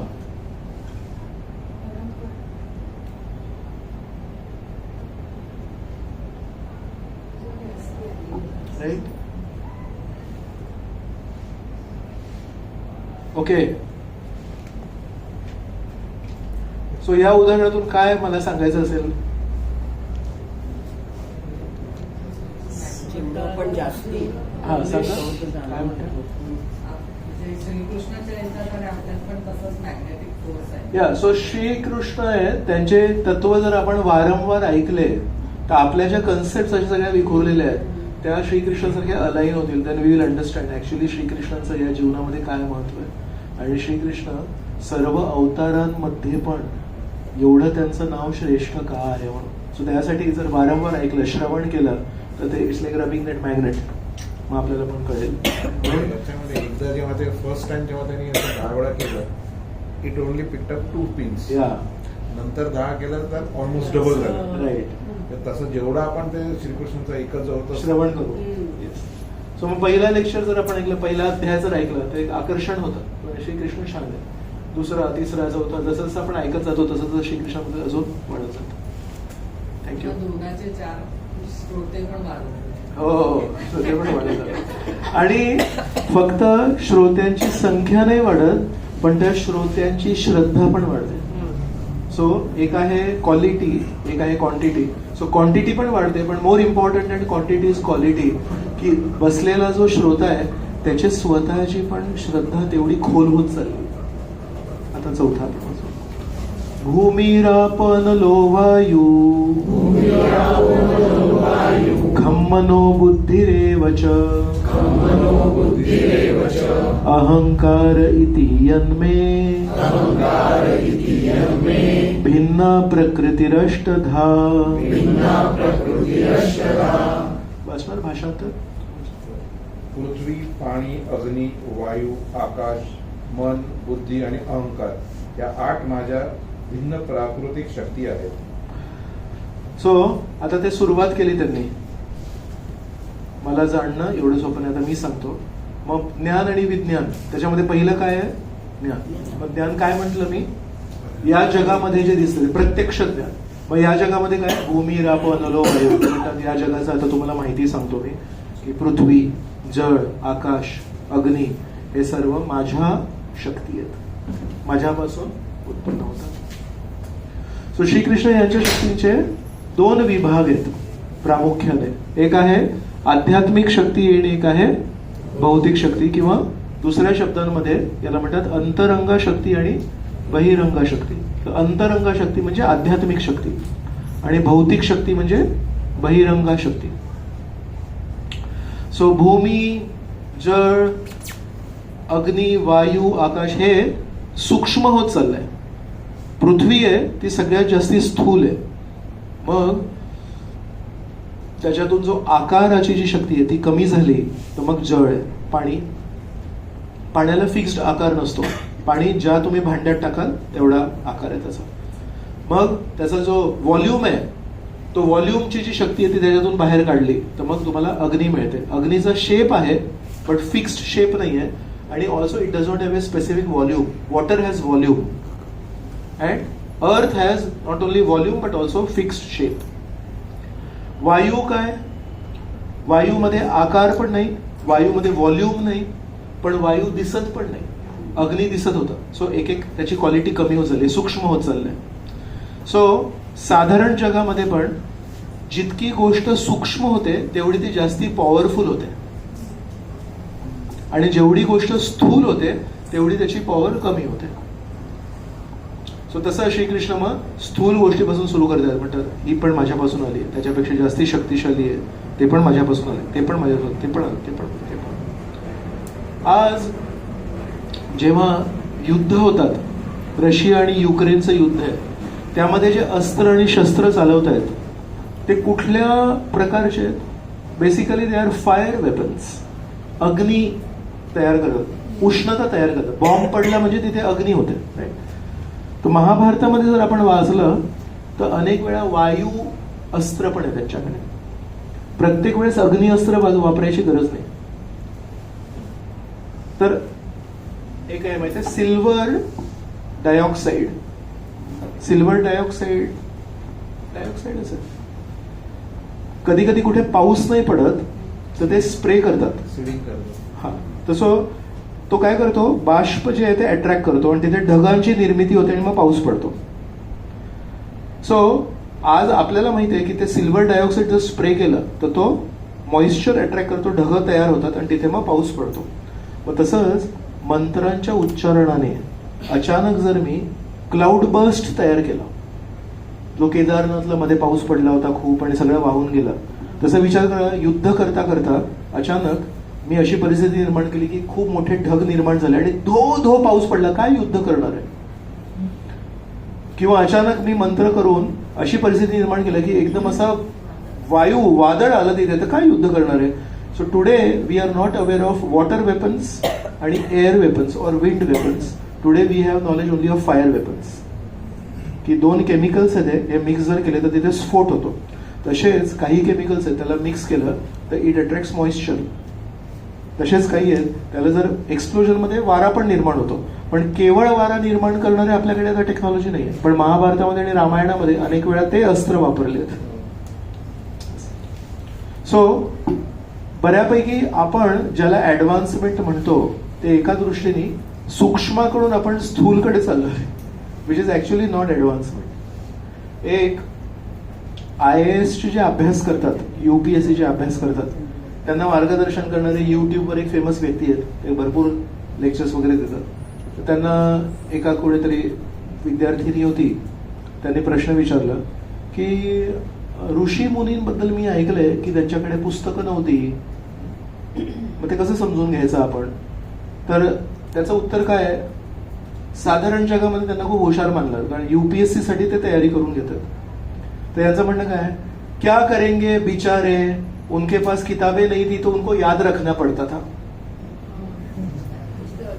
So just recently he is speaking, क्या करेंगे बेचारे, उनके पास किताबें नहीं थी तो उनको याद रखना पड़ता था, हम किताबों में लिखते हैं. So is this right?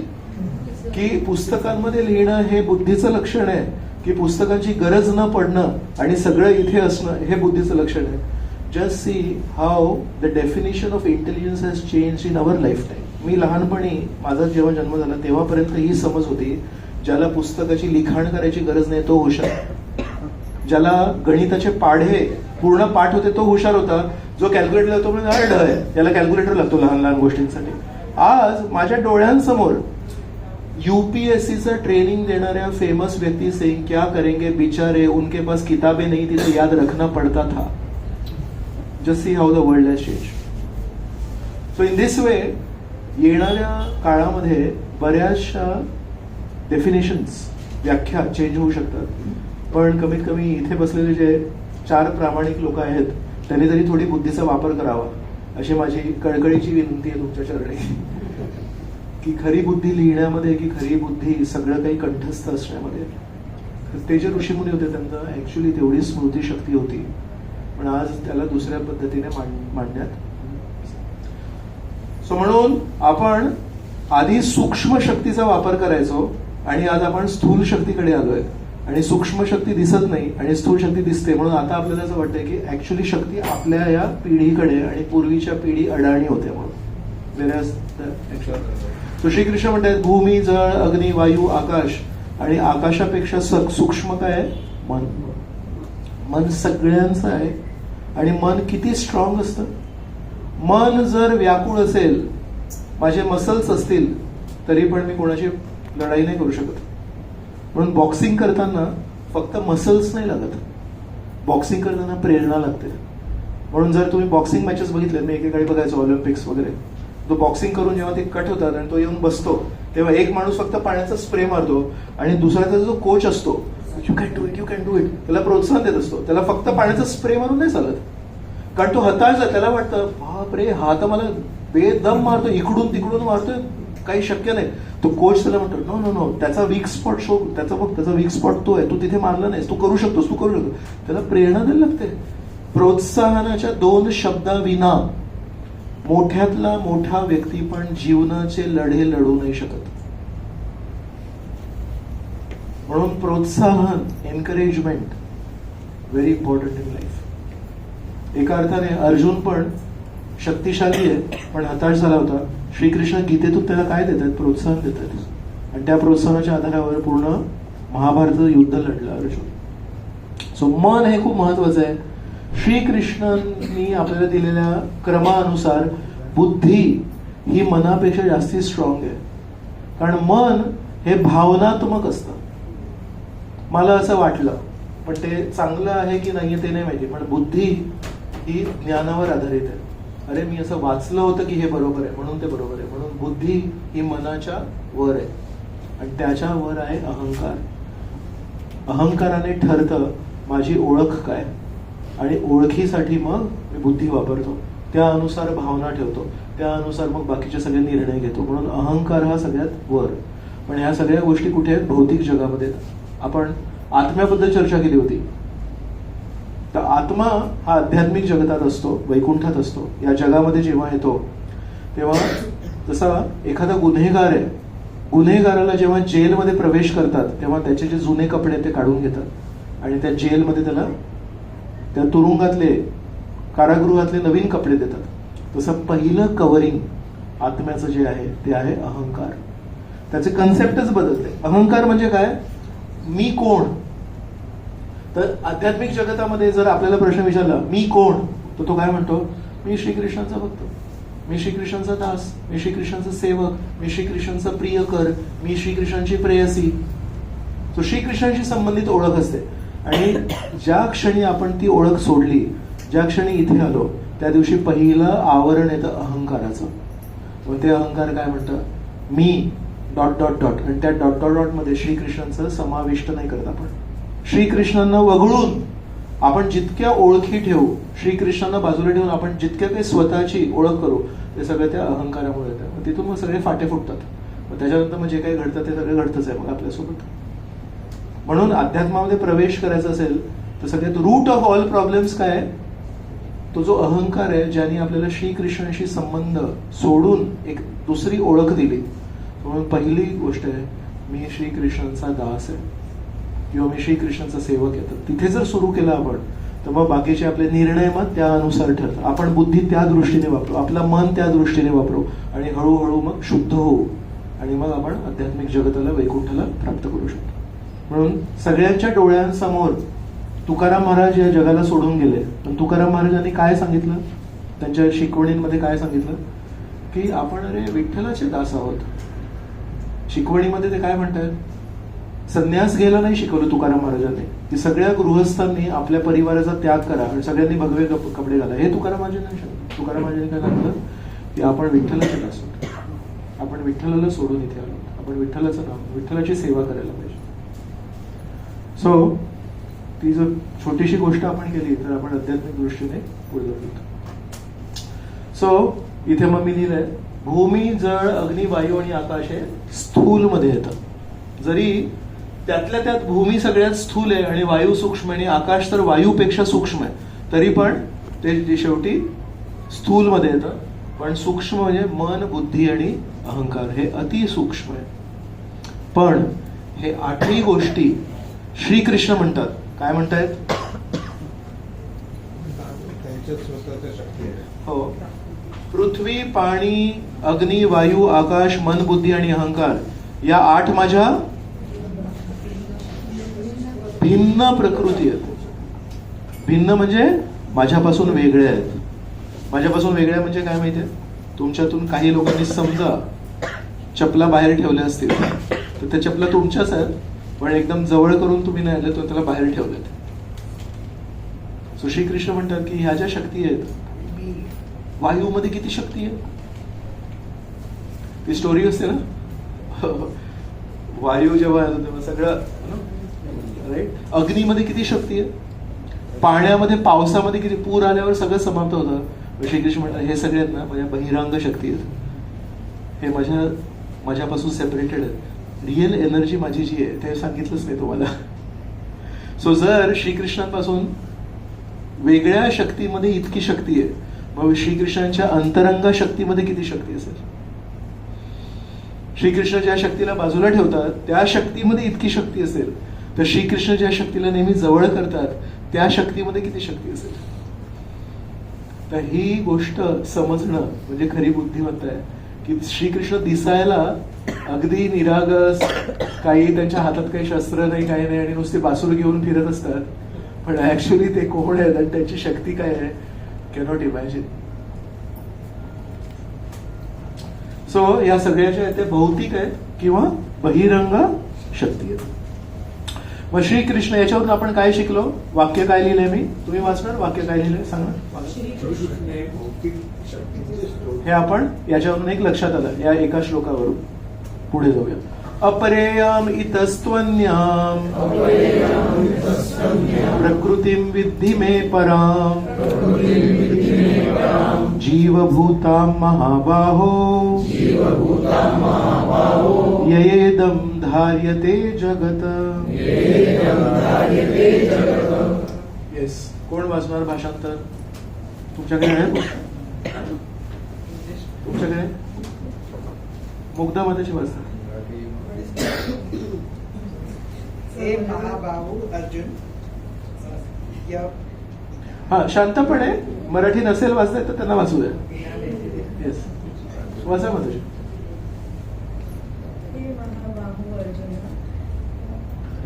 या व्यतिरिक्त माझी आणखी एक श्रेष्ठ अशी पराकृती आहे, जिच्यामध्ये जीवांचा समावेश होतो. हे जीव कनिष्ठ भौतिक प्रकृतीच्या साधनाचा उपभोग घेतो. सो श्रीकृष्ण म्हणतात अपरेयम तू इतस्तु अन्याम प्रकृतीम विद्धि मे पराम. ही अपरा प्रकृती आहे. मराठीमध्ये समजा म्हणाला हे परा आणि हे अपरा, श्रेष्ठ काय, परा. तो श्रीकृष्ण म्हणतात हे आता ज्या 8 प्रकृती सांगितल्या, 8 शक्ती सांगितल्या, ह्या अपरा आहेत. पण अपरेयम इतस्तु अन्याम, आता मी अजून एक सांगतो तुला, प्रकृतीम विद्धि मे पराम. आता मी तुला अपरा प्रकृतीबद्दल सांगितलं, आता मी तुला परा प्रकृतीबद्दल सांगतो. काय त्याचं पहिलं उदाहरण, जीवभूता महाबाहो, की हे सगळे जे जीवात्मे आहेत, आपण सगळे जे जीवात्मे आहोत, श्रीकृष्ण म्हणतात हे जे जीवात्मे आहेत हे परा प्रकृतीमध्ये येतात. सो आपण सगळे अग्नीच्या शक्तीपेक्षा जास्ती शक्ती आहे आपल्यामध्ये, वायूच्या शक्तीपेक्षा जास्ती शक्ती आहे आपल्यामध्ये, पाण्याच्या शक्तीपेक्षा जास्ती शक्ती आहे आपल्यामध्ये. मग आपण म्हणू अहो प्रभूजी पण आपण तर घाबरतो का? कारण सध्या आपण या शारीरिक स्तरावर आहोत. शरीराला अग्नी त्रास देऊ शकते, शरीराला पाणी बुडू शकतं, शरीराला हवा त्रास देऊ शकते, पण आत्म्याला नाही. म्हणून जेव्हापर्यंत आपण या शरीरामध्ये बद्ध आहोत तेव्हापर्यंत ही अपरा प्रकृती पण आपल्याला त्रास देऊ शकते. एकदा श्रील प्रभुपाद जर्मनीमध्ये होते, एका बंदर असतो तिथून शेजारून जात होते. एक खूप मोठी ओशन लायनर होता, एक जसं टायटॅनिक वगैरे असतं तसं, आणि त्याला एक छोटीशी बोट त्याला अशी पूल करून घेऊन जात होती. तर प्रभुपादांना याच्यातून काय शिकू शकतो? तसे प्रभुपाद अनेक प्रश्न विचारायचे आणि सगळे शिष्य म्हणायचे की तुम्ही सांगा काय आता एका बोटीला दुसरी बोट घेऊन चालले काय शिकायचंय? प्रभुपाद म्हणाले हा बोला बोला बोला कोण आहे? छोटी बोट एवढ्या मोठ्या म्हणजे किती कसं घेऊन जाऊ शकते? Very good yes you are right. तर तेव्हा मग प्रभुपाद म्हणाले कसं शक्य आहे माहिती आहे? जेव्हा त्या मोठी बोटीचं इंजिन बंद असेल तेव्हा. तुम्ही मोठ्या बोटीने इंजिन बंद केलं तर छोटीशी बोट आहे त्याचं इंजिन चालू आहे ती अशी घेऊन चालली. त्यामुळे सिमिलरली जीवात्मा जो आहे तो त्या मोठ्या बोटीप्रमाणे आहे आणि माया शक्ती जी आहे भौतिक शक्ती आहे तिथे छोटी बोटीप्रमाणे. ऍक्च्युअली शक्ती फार कमी आहे, पण आता आत्म्याने काय केलंय स्वतःला स्विच ऑफ करून टाकलंय. परमेश्वराशी जो संबंध आहे तो स्विच ऑफ केलाय. असा लुळा पांगळा झालाय तो. तर दारा सिंग आता सध्या कोणी माहिती नाही. माझे सगळे उदाहरण 20 वर्ष जुने असतात. माझ्या ह्याच्यात महाभारत सिरियलच आहे किंवा रामायण सिरियल तो दारा सिंग होता. सध्या कोणी माहिती नाही, पण तो कोणी आहे तुम्ही विचार करा. असं तो स्ट्रॉंग आहे. तो कोमामध्ये जेव्हा आहे एनीबडी कॅन मूव्ह हिम. लहानसा मुलगा त्याला एका खाटेवर टाकेल त्या खाट्याला चाकलावून देईल. सो असं लुळा पांगळा जर खूप शक्तिशाली म्हणतो पण लुळा पांगळा आहे. ही does not have any more power. तर ऍक्च्युली आपण दिव्य आहोत. आपला परमेश्वराशी संबंध आहे त्याला आपण स्विच ऑफ केले म्हणून माया शक्तीमध्ये आपण छोट्या छोट्या गोष्टीमध्ये आपण वाहून जातो. 2 पैशांचे दुःख आपल्याला पूर्णपणे उदास करून जातात. आपण म्हणतो प्रभूजी माझ्या जीवनात काय उरलं नाही. काय झालं? 20 रुपये पाकिटातून खाली पडले. आता तुम्ही हसताय माझ्यावर पण हे उदाहरण होतं. अरे 20 रुपये पाकिटातून काय रडताय तुम्ही? तसं आपल्या जीवनामध्ये छोट्या छोट्या घटना होतात. यांनी काहीतरी बोललं त्याने काहीतरी बोललं त्याचा आपण इतका मोठा भाव करून देतो. अरे सोडो, जीवन जगायचं. श्रीकृष्ण तसेच, श्रीकृष्ण अजूनही वाट बघतायत आपली. गीता अजूनही तशीच आहे. अजून वाचलीच नाही आपण गीता. या सगळ्या गोष्टींवर जर फोकस करायचं असेल, या लहान लहान 20-20 रुपयांच्या नोटा ज्या इथे तिथे पडतात किंवा कोणीतरी चोरी करतात सोडून द्यायचं, त्याला वेळ नाही घालवायचं त्याच्यामध्ये. सो श्रीकृष्ण म्हणतात प्रकृतीम विद्धी मे पराम. परा प्रकृती जाणून घे जीवभूत. सो आत्मा हा आध्यात्मिक शक्तीमध्ये मोजला जातो, पण सध्या हा आत्मा भौतिक शक्तीमध्ये ग्रस्त आहे. त्याच्यामुळे सगळे आपले जे प्रॉब्लेम्स आहेत त्याच्यामुळे. म्हणून ऋषी मुनी जेव्हा पण आपण ऐकतो शास्त्रांमध्ये तेव्हा बघा रामायण सिरियल मध्ये किंवा ऋषी म्हणतात ऊपर उठो इससे. See, don't try to solve a problem at the level at which the problem is created. ज्या स्तरावर समस्या निर्माण झाली आहे त्या समस्येवर त्या समस्येचं निराकरण करायला जाऊ नका. ज्या स्तरावर समस्येचं निर्माण झालंय त्याच्या वरच्या स्तराला जाऊन त्याचं निराकरण करा. दिस इज द वेदिक अंडरस्टँडिंग. पण शारीरिक स्तरावर जर आहे तर त्याला थोडंसं काहीतरी करू शकतो, पण अगदी त्या स्तरावर जर आपण उपाय करायला गेले तर कदाचित होणार नाही ते. So when you rise higher. So आता या स्तरावर आपण जिथे आहोत या ज्या बिल्डिंगी आहेत या मोठ्या दिसतात, पण आपण जेव्हा आकाशात जातो प्लेन जेव्हा टेक ऑफ करतो तेव्हा या मोठ्या मोठ्या बिल्डिंगी कशा दिसतात, छोट्या छोट्या दिसतात. तसे आपले जे प्रॉब्लेम्स आहेत ते आता आपल्याला खूप मोठे वाटतात. जेव्हा आपली आध्यात्मिक प्रगती होते तेव्हा अरे काय मी छोट्या छोट्या गोष्टींवर रडत होतो. मग आता काय लक्षात आलं? पहिलं वाक्य यांनी वाचलं होतं. मुळे प्रभूजींनी कुठलं वाक्य वाचलं होतं? श्रीकृष्ण हे भौतिक शक्तीचे स्रोत आहेत. आता त्याचं दुसरं वाक्य. येस तुम्ही वाचा. देव श्रीकृष्ण हे केवळ भौतिक शक्तीचे स्रोत नव्हे तर आध्यात्मिक शक्तीचेही स्रोत आहे. कारण श्रीकृष्णाने अपरा प्रकृती आणि परा प्रकृती दोघांचा मी स्रोत आहे म्हणून सांगितलं. Will go ahead. एतद् योनीनि भूतानि सर्वाणि इति उपधारय अहं कृत्स्नस्य जगतः प्रभवः प्रलयस्तथा. प्रभवः याचा भाषांतर कोण सांगणार? उत्पत्ती किंवा अभिव्यक्तीचा उगम. बरोबर, म्हणजे निर्माण. आणि प्रलय प्रलय विनाश. So श्रीकृष्ण म्हणतायत अहम जगतः प्रभव आणि प्रलय. मीच सुरुवात आहे आणि मीच शेवट आहे. प्रभव पण मीच आहे आणि प्रलय पण मीच आहे. भाषांतर वाचा तुम्ही, वाचा वंदनामध्ये. सर्व सृष्ट प्राणीमात्रांचा उगम या दोन शक्तींमध्ये होतो. या जगतामध्ये जे काही भौतिक आणि आध्यात्मिक आहे त्यांचा उत्पत्ती करता आणि प्रलय करताही मीच आहे हे निश्चितपणे जाण. आता श्रीकृष्ण काही थांबत नाहीत. फाट फाट फाट एक एक गोष्ट सांगतायत. भौतिक प्रकृतीचा स्रोत मी आहे, आध्यात्मिक शक्तीचा सुद्धा. नंतर म्हणतात या जगाचा प्रभाव पण मी आणि प्रलय पण मी आहे. मग आता लक्षात आलं की श्रीकृष्ण हे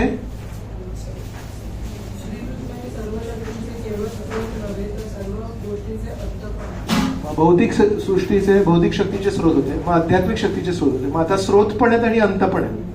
ओके, नेक्स्ट. मत्तः परतरं नान्यत् किंचिदस्ति धनंजय मयि सर्वम् इदं प्रोतं सूत्रे मणिगणा इव.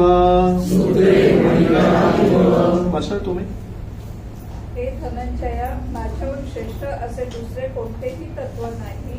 दोऱ्यात ओवलेल्या मण्यांप्रमाणे सर्व काही माझ्यामध्ये आश्रित आहे. सो श्रीकृष्ण म्हणतात सूत्रे, सूत्र धागा, धागांमध्ये मणी गणा इव. त्या धाग्यामध्ये जसे मणी ओवले जातात. तर जेव्हा आपण एक हार बघतो, हा मोत्यांचा हार आहे, याच्यामध्ये सूत्र दिसतंय का? धागा दिसतोय नाही. पण सगळ्या बुद्धिमान लोकांना माहितीये जर धागा नसेल तर हा हार राहत नाही. धागा काढला तर सगळे मणी विखुरले जातात. श्रीकृष्ण काय म्हणतात? श्रीकृष्णांना एक आपल्याला उपमा द्यायची. म्हणतात मी या सृष्टीमध्ये जे काही आहे त्यांना जर मणी म्हणून बघितलं आपण, मौल्यवान आहेत मणी, मौल्यवान आहेत मोती, पण त्या सगळ्यांना एकत्र ठेवणारा धागा मी आहे. तर धाग्याची किंमत किती असते? आणि ऍक्च्युली जेव्हा आपण काय मंगळसूत्र जे काही आहे तर धाग्याची किंमत नसेल, बरोबर, पण धागा किती महत्वपूर्ण आहे. धागा नसेल तर ते सोनं, त्या मोती राहणार. तर श्रीकृष्ण म्हणतात जरी तुम्हाला दिसायला हे सगळं खूप मोठं मोठं आणि मौल्यवान वाटतंय, पण त्या सगळ्यांना टिकवून ठेवणारा जो धागा आहे तो मी आहे. तर अत्यंत आकर्षक हार आहे, पण अदृश्य धागा सर्व मोती यांना जोडून ठेवतो. आणि धागा नसेल तर सर्व मोती विखुरले जातात. लहान मोती किंवा मोठे मोती हे पण मोतीच आहेत ना, ग्रह. तर याचा जो धागा आहे हा अदृश्य आहे, पण श्रीकृष्ण म्हणतात तो धागा मी आहे. तसेच निर्जीव मोती असतील किंवा सजीव मोती असतील. मोती म्हणजे काय? मौल्यवान. तर निर्जीव मोती म्हणजे आपले गळ्यातले मोती किंवा मोठे मोठे ग्रह. आणि सजीव मोती म्हणजे व्हॅल्युएबल ह्युमन बिंग्स. तर 5 पांडव आहेत, हे किती मौल्यवान आहे, त्यांचे विचार, त्यांचं राहणीमान वगैरे, पण त्यांना पण जर जोडून ठेवायचं असेल इट्स नॉट इझी.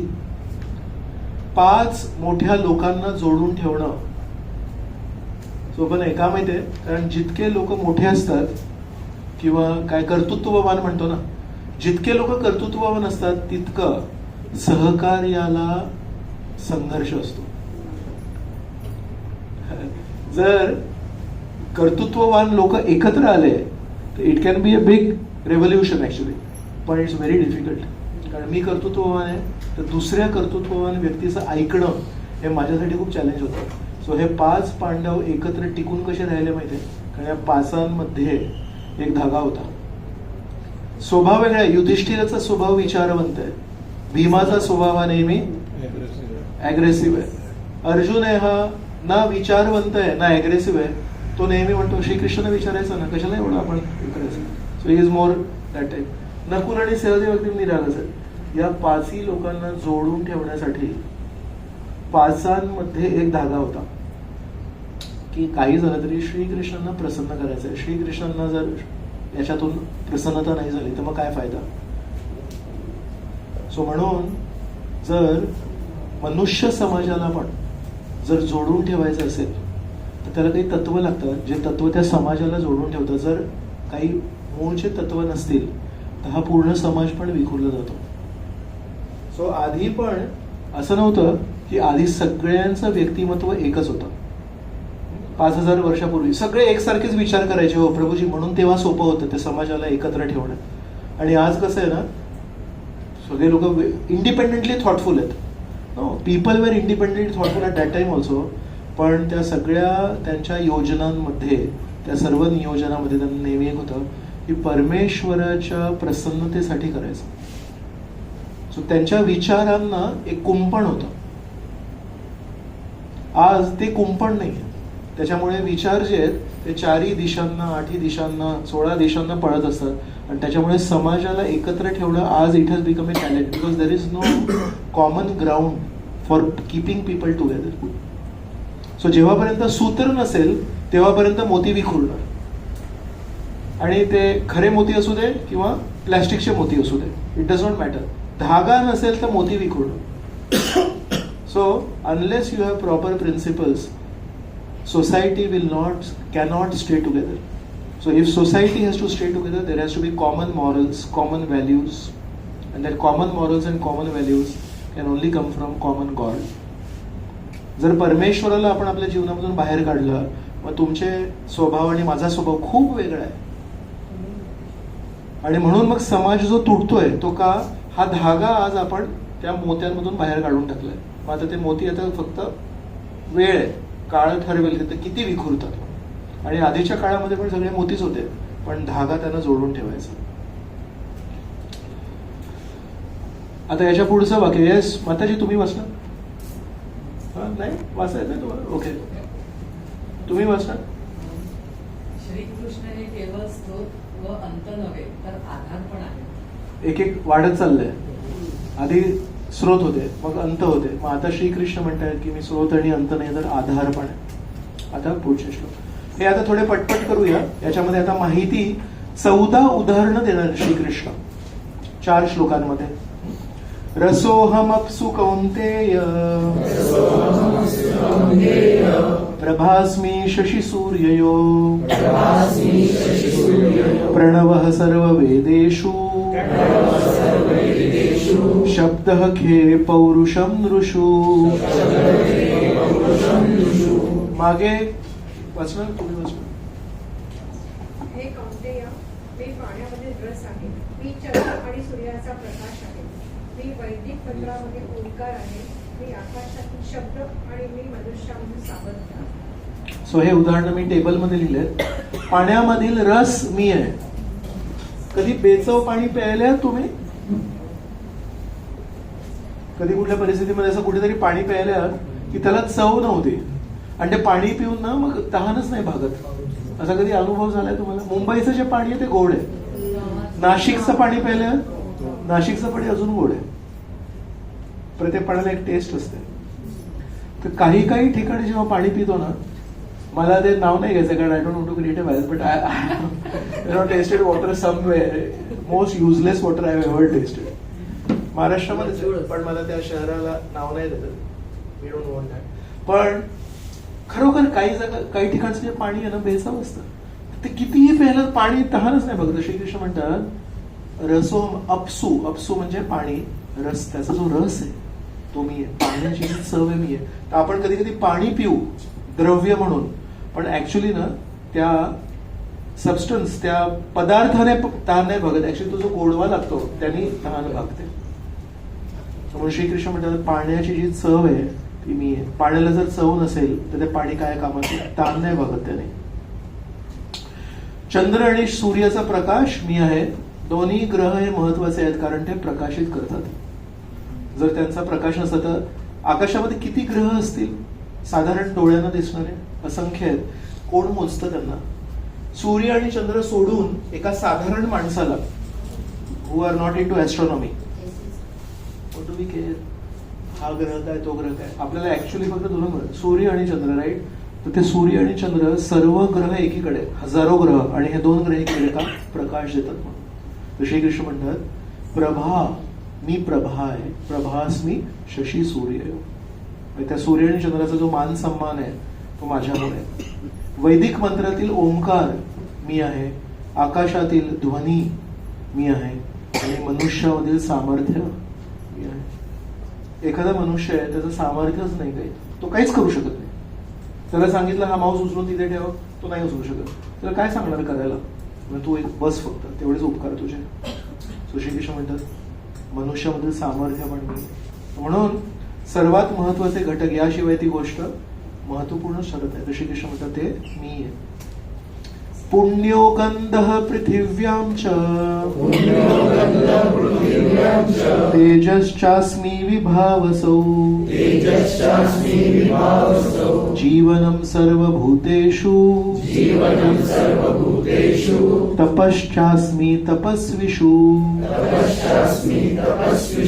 तर पृथ्वीचा मूळ सुगंध, पुण्यो गंध पृथिव्यां च.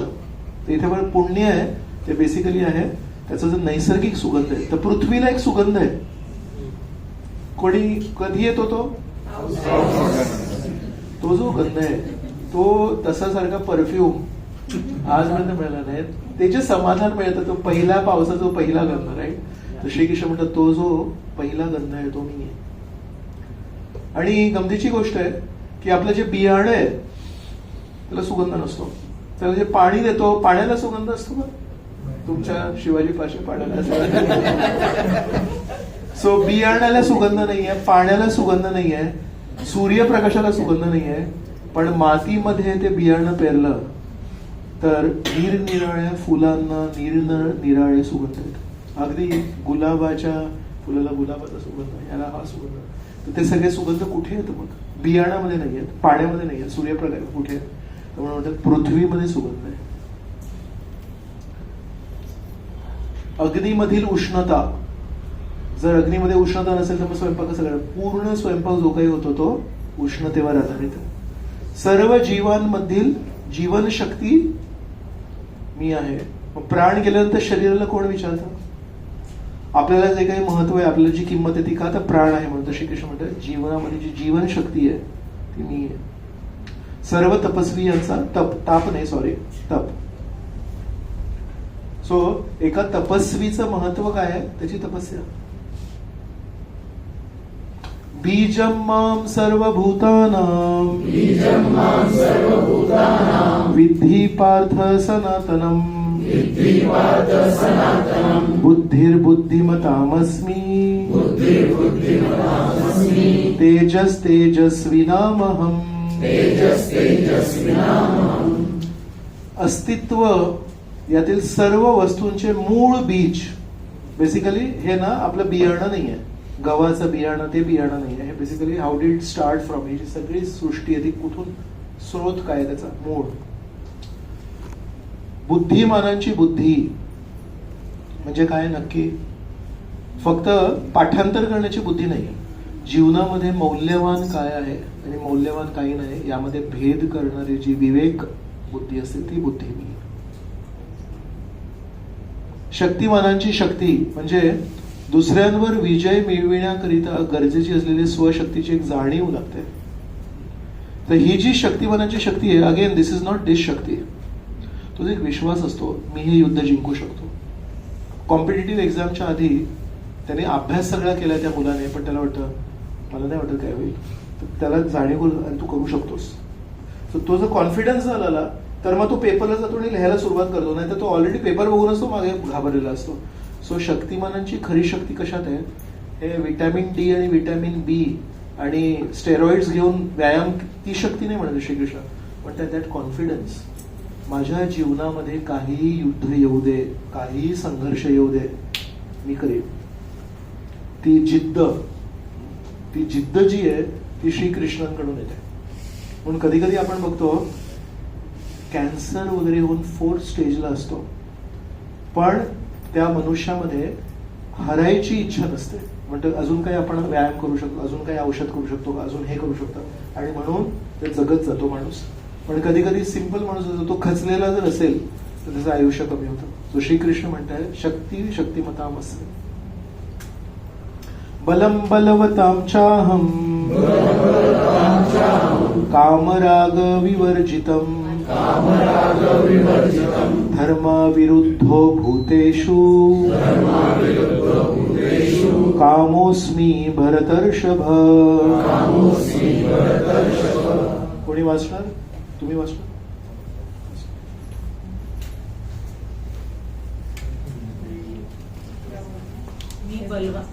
मी बलवानांचे काम तसेच आसक्तीरहित बोल आहे. हे भरत श्रेष्ठ अर्जुन, धर्मतत्वांविरुद्ध नसणारा कामही मीच आहे. सो बलम बलवताम चाहम, जे बलवान आहे त्यांचा बल पण मी आहे. पण कोण बलवान? तिथे दोन गोष्टी लिहिल्यात. काम राग विवर्जितम. काम म्हणजे जे स्वतःच्या स्वार्थासाठी आपल्या शक्तीचा वापर करतात, त्यांचं बळ मी नाही. दुर्योधन पण खूप शक्तिशाली होता, दुर्योधनाचं बळ मी नाही, हनुमानाचं बळ मी. काय अंतर आहे त्याच्यामध्ये? दुर्योधन आपल्या शक्तीचा वापर स्वार्थासाठी करत होता आणि हनुमानाने आपल्या शक्तीचा वापर परमेश्वराच्या सेवेत केला. राग, राग म्हणजे आसक्ती. सो म्हणतात जर एखादा व्यक्ती खूप शक्तिशाली आहे पण त्याच्याकडे स्वार्थ नाहीये आणि त्याच्याकडे आसक्ती नाहीये, सो यू शुड अंडरस्टँड त्याच्यावर माझी कृपा आहे. साधारण माणूस जेव्हा शक्तिशाली होतो, बाय डिफॉल्ट ती नीडल तिथेच जाते. माझ्याकडे शक्ती आहे ना, धाक तयार करायचा आणि स्वार्थासाठी लोकांचं शोषण करायचं किंवा आसक्तीसाठी माझ्या कामासाठी लोकांचं, this is natural, this is default. फक्त काही मोजकेशे लोक असतील जे स्वतःच्या शक्तीचा वापर स्वार्थासाठी नाही करणार आणि इतरांच्या कल्याणासाठी करतील. जसे कृष्ण म्हणतात त्या लोकांमध्ये जो बळ आहे तो माझी कृपा आहे. आणि धर्म अविरुद्धो भूतेषु कामोस्मी भरतर्षभ. सो पुरुष आणि स्त्री मधले जे संबंध आहेत जर ते धर्मतत्वानुसार असतील तर ते पण मी आहे. पण पुरुष आणि स्त्री मधले संबंध जर धर्मतत्वाच्या विरुद्ध असतील तर ते मी नाहीये. म्हणून लग्नाबाहेर कधी जे संबंध असतील ते जरी पुरुष आणि स्त्रीचे संबंध असतील तर श्रीकृष्ण से आय एम नॉट दॅट, ते त्यांचं स्वतःच आहे. पण धर्म विवाह करून अग्नीला साक्षी ठेवून जबाबदारी स्वीकारून जेव्हा पुरुष आणि स्त्रीचे संबंध असतात, श्रीकृष्ण त्या गोष्टीला पण बाहेर नाही काढत आहेत. पुरुष आणि स्त्रीचे संबंध माझा काही घेणं नाही. That is also me. If dharma अविरुद्ध, विरुद्ध इज ऑलरेडी नेगेशन, अविरुद्ध इज पॉझिटिव्ह. धर्मतत्वां विरुद्ध जे स्त्री पुरुषांचे संबंध नाही आहेत म्हणजे धर्मतत्वानुसार आहेत ते मी आहे. म्हणून या गोष्टीला पण श्रीकृष्णाने इथे पावित्र्य दिलंय. सो किती श्रीकृष्ण काय काय गोष्टींवर आपल्याला मार्गदर्शन करतात.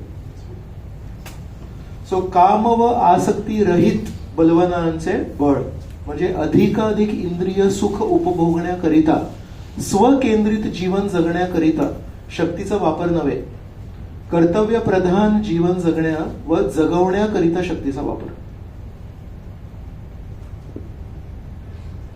ते श्रीकृष्णांची कृपा आहे. धर्मतत्व यांविरुद्ध नसणारं काम म्हणजे समाजात सुसंस्कृत संतती जन्म घेण्याकरिता असलेले विवाह संबंध. This is Krishna sing I am that. आता पुढचं वाक्य कोण वाचणार आहे? तुम्ही वाच. श्रीकृष्ण हे केवळ स्त्रोत, अंत व आधार नव्हे तर सर्व गोष्टींचे सार पण आहे. आधी स्रोतपासून सुरुवात झाली, मग अंतापर्यंत गेले, मग आधार होते.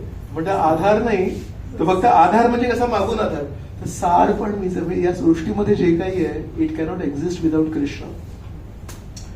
सो हे सर्व 14 उदाहरण आहेत. हे 3 गुणांनी बद्ध असलेल्या जगातील आहेत. 3 गुणांनी बद्ध. कुठले 3 गुण आहेत? सत्वगुण, रजोगुण आणि तमोगुण. तर या भौतिक सृष्टीमध्ये जे काही आहे त्याचे उदाहरण होते. भूमी रापो अनलो वायू खम मनो बुद्धी रेवच. बरोबर. तर म्हणतात हे सर्वच उदाहरणे 3 गुणांनी बदललेल्या जगातील. बरोबर. बल बलवतामस्मी, काम राग विवर्जितम, ते सगळं. मग श्रीकृष्ण यांची शक्ती केवळ या स्तरापर्यंत मर्यादित आहे का? श्रीकृष्णाची शक्ती केवळ या भौतिक जगात आहे का? की या स्तरापलीकडे पण श्रीकृष्ण यांची शक्ती उपस्थित असते? ये चैव सात्विका भावा राजसास्तामसाश्च ये मत्त एवेति तान् विद्धि नत्वहं तेषु ते मयि. भाषांतर. हा बस. सात्विक, राजसिक किंवा तामसिक हे सर्व भाव माझ्या शक्तीनेच अभिव्यक्त होतात. एका दृष्टीने मी सर्व काही आहे, परंतु मी स्वतंत्र आहे. मी प्राकृतिक गुणांच्या अधीन नाही, उलट तेच माझ्या अधीन आहे. सो श्रीकृष्ण ते खूप मोठा खुलासा करतात. एका अर्थाने मी सर्व काही आहे, तरी पण मी व्यक्ती म्हणून स्वतंत्र पण आहे. प्रभुपादाचं एक उदाहरण द्यायचे, म्हणायचे की एक कन्स्ट्रक्शन साईट आहे, इथे समजा एक स्कायस्क्रेपर बनते आणि त्याचा जो चीफ इंजिनियर आहे, तर त्या चीफ इंजिनियरला जर विचारलं की सध्या काय चालू आहे तुझ्या स्कायस्क्रेपर, तो म्हणतो 27th फ्लोअर बांधतोय आपण. 26 फ्लोअर्स बांधून झालेत आणि 27th 13 दिवस लागतील आणि सध्या आपण फक्त स्लॅब टाकतोय, त्याच्यानंतर पिलर्स येतील, whatever, you know, he'll give description. He is not present there. तो त्याच्या एअर कंडिशन ऑफिसमध्ये चीफ इंजिनियर बसला असो, पण त्याच्या बुद्धीने, त्याच्या आदेशाने तो म्हणतो चल तू स्लॅब टाक, आता 2 दिवस स्लॅब टाकायला जाईल, तू पिलर्स टाक, हे आलं का ते आलं का. So he is controlling everything, he knows everything, but he does not have to be present there personally. तर म्हणतात, प्रभुपाद म्हणतात, एका चीफ इंजिनियरला पण त्या स्काय स्क्रेपरमध्ये सगळं काही माहिती आहे, पण तो स्वतंत्र दुसरीकडे बसलेला आहे. तर हा तर एक साधारण माणूस आहे, तर परमेश्वर तर त्यांच्या शक्तीने सर्व व्यापी आहे, त्यांना सगळं काही माहिती आहे आणि एका अर्थाने सर्व काही त्यांच्यावर आधारित आहे. पण व्यक्ती म्हणून श्रीकृष्ण म्हणतात मत्त एवेति तान् विद्धि, मला ते सर्व काही माहिती, पण न तू अहम तेषु, मी त्यामध्ये नाहीये, मी एक वेगळं आहे. पण ते मयी म्हणजे पण ते सगळं माझ्यात आहे. मी एका अर्थाने सर्वव्यापी आहे, पण मी सगळ्यात मध्ये नाहीये, पण सगळं माझ्यामध्ये आहे. भाषांतर वाचलं का आपण याचं? हा वाचलं. So last 2-3 slides. हे बँकॉक इंटरनॅशनल एअरपोर्ट आहे. This is not New Delhi airport, this is not Bombay airport, this is Bangkok airport. तर बँकॉक एअरपोर्ट मध्ये हे काय आहे? समुद्र मंथन. तुम्ही जर कधी कोणी गेलात ते बघू शकता. सो थायलंडच्या कॅपिटलच्या इंटरनॅशनल एअरपोर्टमध्ये वैदिक घटना तिथे दिली आहे, पण आपल्या एअरपोर्टमध्ये हे काहीच नसणार. आपल्या इकडे माहित आहे काय असेल, पण दुसरे काय काय. So this is you know की माझी संस्कृती ही जुनाट आहे आणि या लोक. सो एनिवे, हे का सांगितलं, इथे काय त्याचं उदाहरण आहे की यामध्ये 2 गट होते. एक असुरांचा गट होता आणि एक देवतांचा गट होता आणि दोघांना अमृत पाहिजे होतं. मग दोघांमध्ये शक्ती नव्हती. त्या अमृत मंथन करण्यासाठी एका गटामध्ये शक्ती नव्हती. मग दोघांनी भगवंतांना विचारलं. मग भगवंत म्हणाले की तुम्ही दोघं 2 बाजूला राहा, म्हणजे दोघांची शक्ती एकत्र येईल आणि त्या रवीसारखं वापरून क्षीरसागरातून अमृत तुम्ही काढू शकता. तर हे कशासाठी सांगितलं की जे तमोगुणात आहेत त्यांना पण परमेश्वराची मदत लागते, देवतांना पण परमेश्वराची मदत लागते, ऋषी मुनी असतील त्यांना पण परमेश्वराची मदत लागते. म्हणून जरी श्रीकृष्ण दिसायला एक राजे होते किंवा गृहस्थ होते, पण जे ऋषी मुनी आपलं घर परिवार सोडून तपस्या करतात ते पण त्यांना प्रार्थना करतात. ब्रह्मदेव, इंद्र, वरुण यांच्या गोष्टी आहेत, ते पण श्रीकृष्णाची शरण घेतात आणि राक्षस पण श्रीकृष्णाची शरण. म्हणून श्रीकृष्णांच्या बाहेरच्या बाह्य पेहनाव्यावर जाणं योग्य नाही आपल्यासाठी. श्रीकृष्ण फसवण्यामध्ये खूप एक्सपर्ट आहेत, दिसायला अगदी सिंपल वाटतात. सो एक काळ येतो जेव्हा युद्धविराम, त्यांचं युद्ध चालू असतं.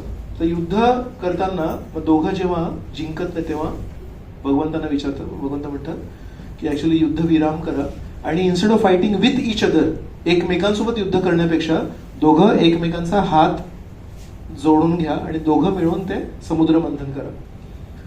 तेव्हा दोन्ही सोडून देवता असतील, ऋषीमुनी असतील किंवा असुर असतील, पण या तिन्ही श्रेणींवर आहेत परमेश्वर. जरी दिसायला एका अर्थाने देवतांचं खूप मोठं राज्य आहे आणि श्रीकृष्णाचं फक्त द्वारका होती. ऋषीमुनी आहेत ते बरेच तपस्वी आहेत, श्रीकृष्णाचे दिसत तरी आहेत ते तपस्या करताना, किंवा असुरांकडे पण भरपूर शक्ती आहे त्याचं पण दिसत नाही, पण तरी तिघांच्या वर आहेत.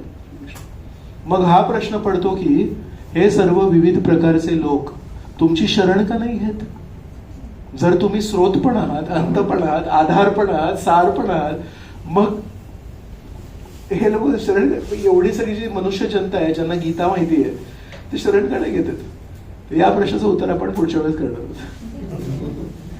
की ते पण श्रीकृष्ण सांगतात की का नाही, मग जर एवढं सगळं दिसतंय, एवढं सगळं मी बोललेलो आहे तरी पण का नाही. आणि आपण तर कमीत कमी हे ऐकतोय, धृतराष्ट्राने हे बघितलंय. कौरवांनी द्रौपदीचा अपमान करताना डोळ्यांनी बघितलं हे सगळं होताना, तरी पण श्रीकृष्णाची शरण नाही घेतली. तर असं का? हा एक खूप मोठा प्रश्न येतो. त्याचा मग खुलासा आपण पुढच्या वेळेस करूया. Thank you very much. हरे कृष्ण.